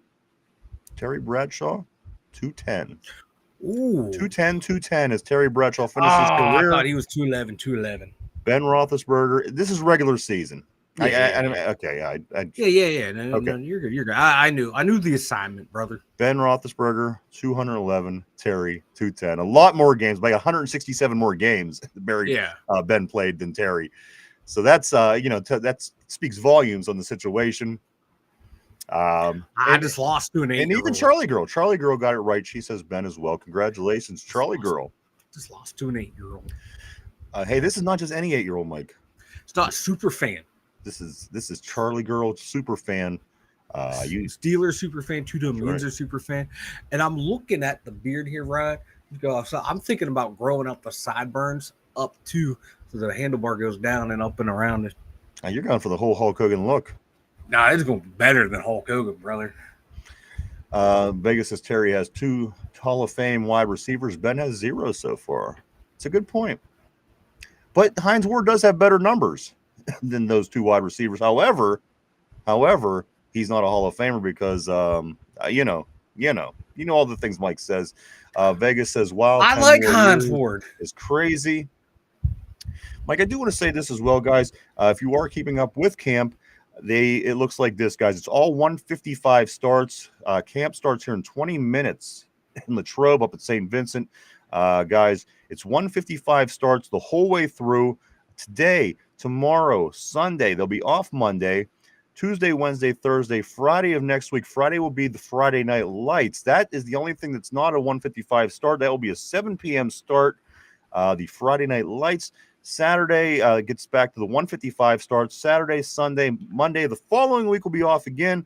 The Steelers at camp. Tuesday, Wednesday, Thursday, they'll be back. Friday, they'll be off. Saturday is the first preseason game. That's August 9th. Then they come back to camp for 2 more days.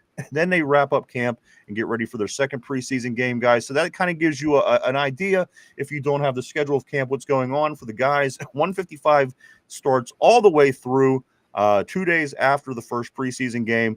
And as I said, guys, a couple days off every now and then. Mondays are off. And then that Friday before the preseason game are off days for the guys at camp.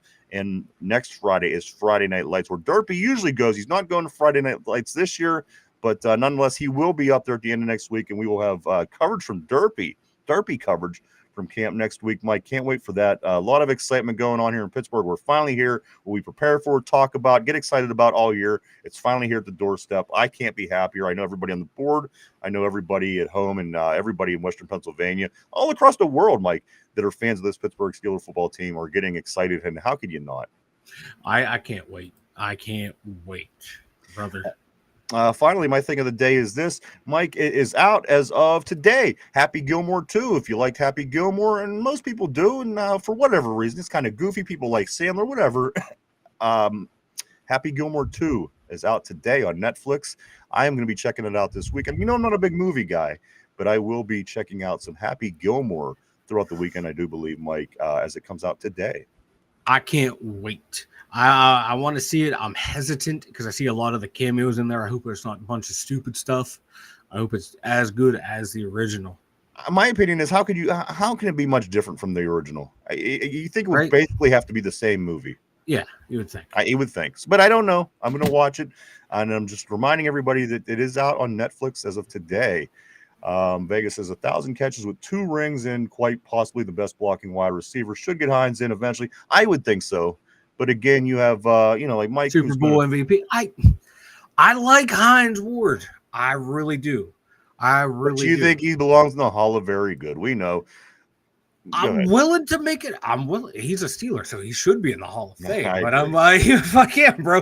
That's more for us, makes us look better. But when I watched him play, I didn't think, wow, Hall of Famer. I thought, damn good receiver. But he has the resume for it. So eventually he should make it in. The problem is there's so many fucking Steelers in there, and people want to hold that against us. It's not our fault we got good players. Yeah. No, I agree. I think him, man, I believe Harrison should both be in. Of course, they're probably going to get bounced the first couple of years. And beyond that, that's when it starts to scare you because people start to say, well, he didn't get in the first 5 times. And then they kind of kick the can down the road more. And it's like, oh, you don't want him to be forgotten. That's whenever it starts to get bad for players, when they become forgotten.